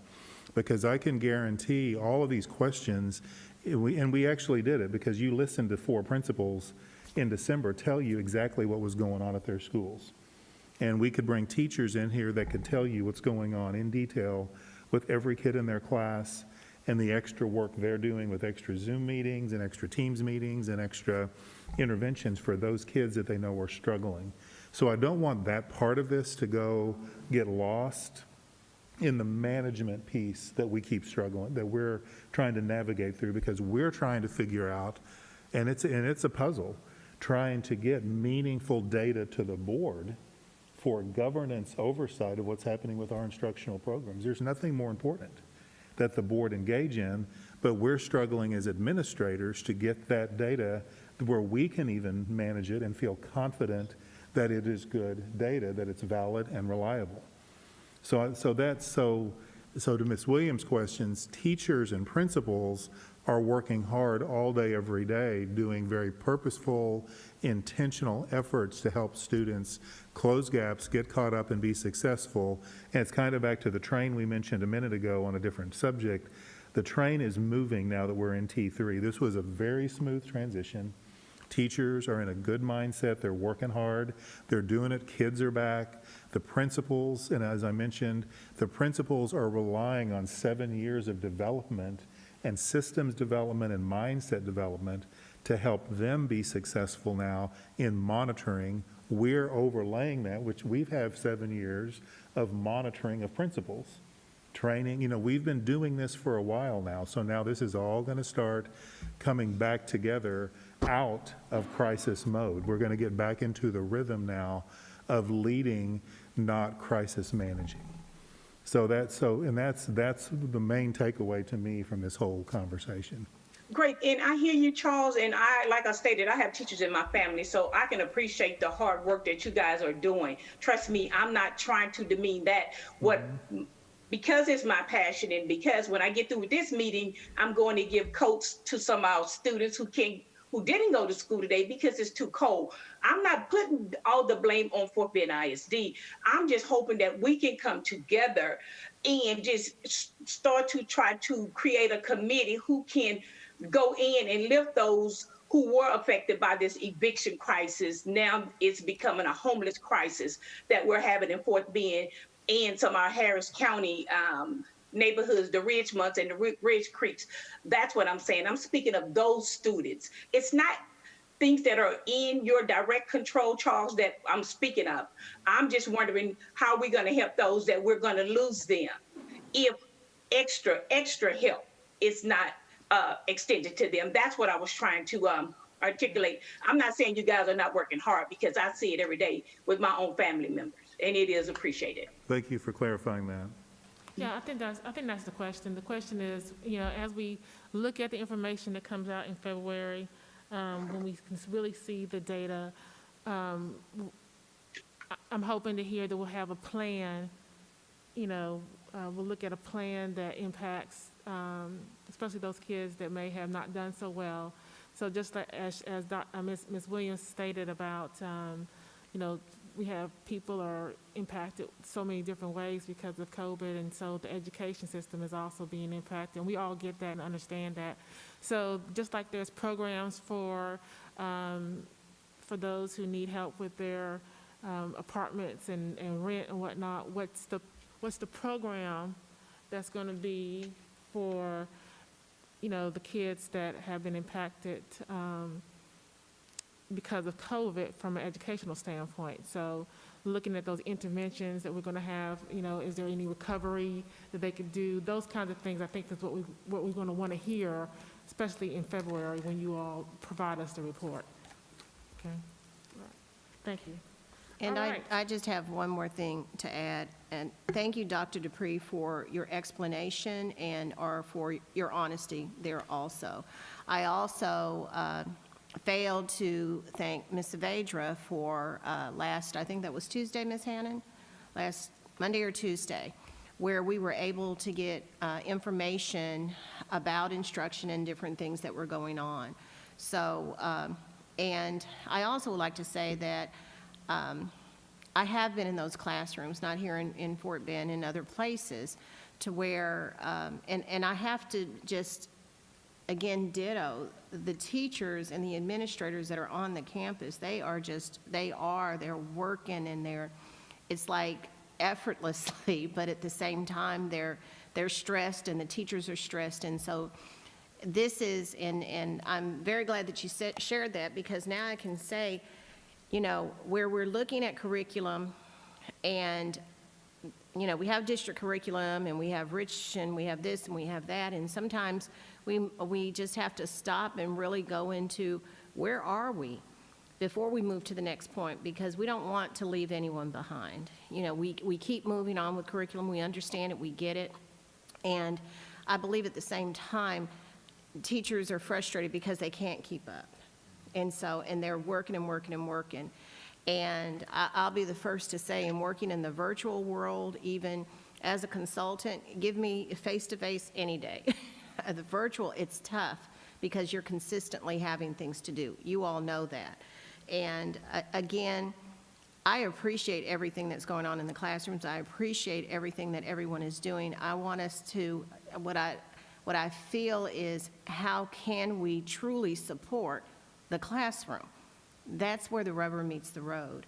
And, and going forward, we have to think about graduation too. We have to think about those seniors in first semester or in T1 and where they are, and the penalization or whatever it is that we're going to do, and how are they. And Ms. Haliger, I heard you say recovery. Credit recovery needs to start now. So thank you. All right, thank you. All right. We are going to move on to item 3.6A, December 7, 2020 call meeting agenda review. These are the meeting minutes. Any questions? Ms. Helliger, let me make sure that this, oh no, my correction is to the December 4th minutes. 6A-B, December 14th, 2020 regular business meeting. I have a correction to the minutes. Sure. Okay, it was on number 12, let's see, 11A, 1F, FAA, and the minutes read as if I were making a recommendation to increase the amount of time for seated lunch from 20 to 25 minutes. I did not make that recommendation. I was only reading information from the School Nutrition Association, which says 25 minutes I just didn't want that to be confused, that I was recommending that it be noted in policy, the time, but not an increase in time. So it was just, I mean, it's a little bit of semantics, but it does No, make that's- it look like. We can clear that up. Okay. That's helpful, thank you. Okay, thank you. Absolutely. Mhm. All right, thank you. All right, I'm going to move on to item B1, review approval of a purchase exceeding $50,000 specifically for review of the purchase of online virtual staffing services and related items.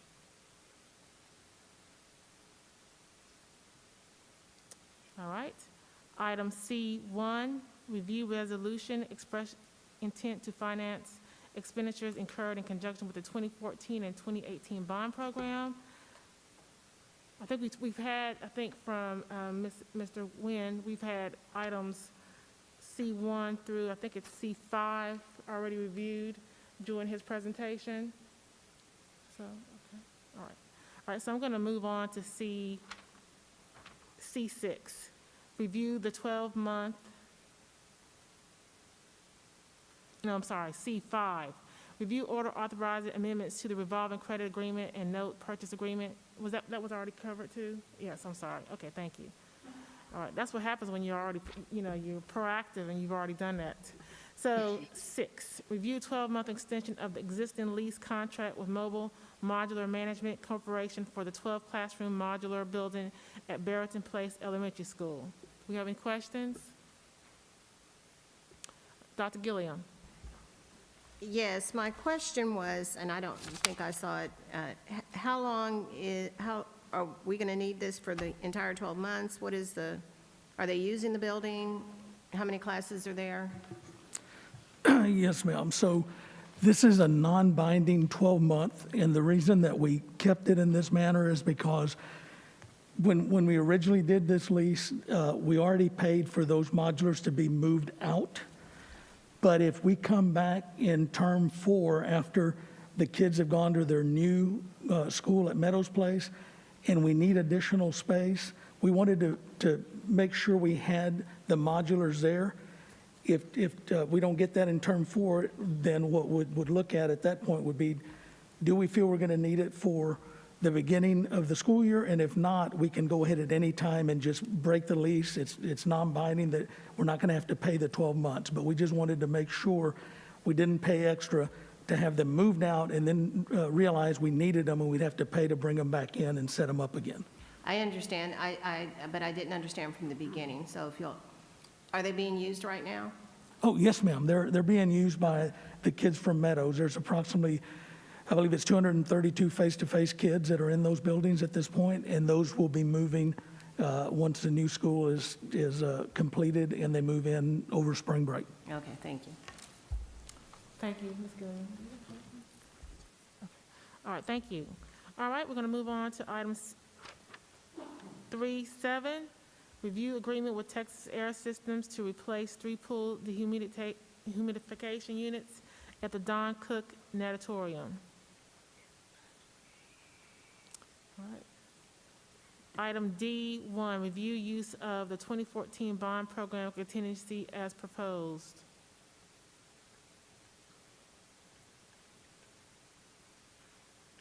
All right.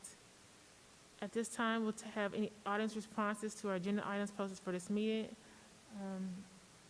Mr. Gary, do we have any no speakers? Thank you. At this time, we have no speakers. We also have no action items. So at this time, we will now convene in closed session under the Texas Open Meeting Act, Texas Government Code, Chapter 551, under the following sections. 551071 for the purpose of a private consultation with the board's attorney on any or all subjects or matters authorized by law. Section 551072 to consider purchases, exchanges, lease, or value of real properties. Section 551074 personnel matters. Section 551076 security matters.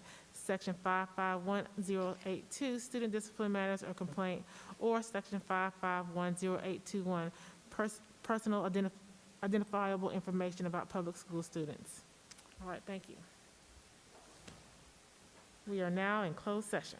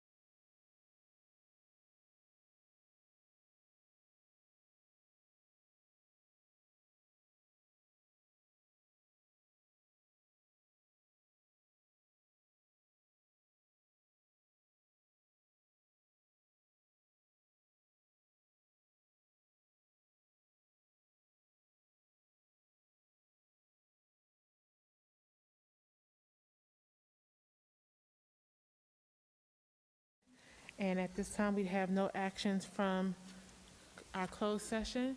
I will take a motion to adjourn. Madam President, I move to adjourn. Thank you. We are adjourned. Everyone have a good evening.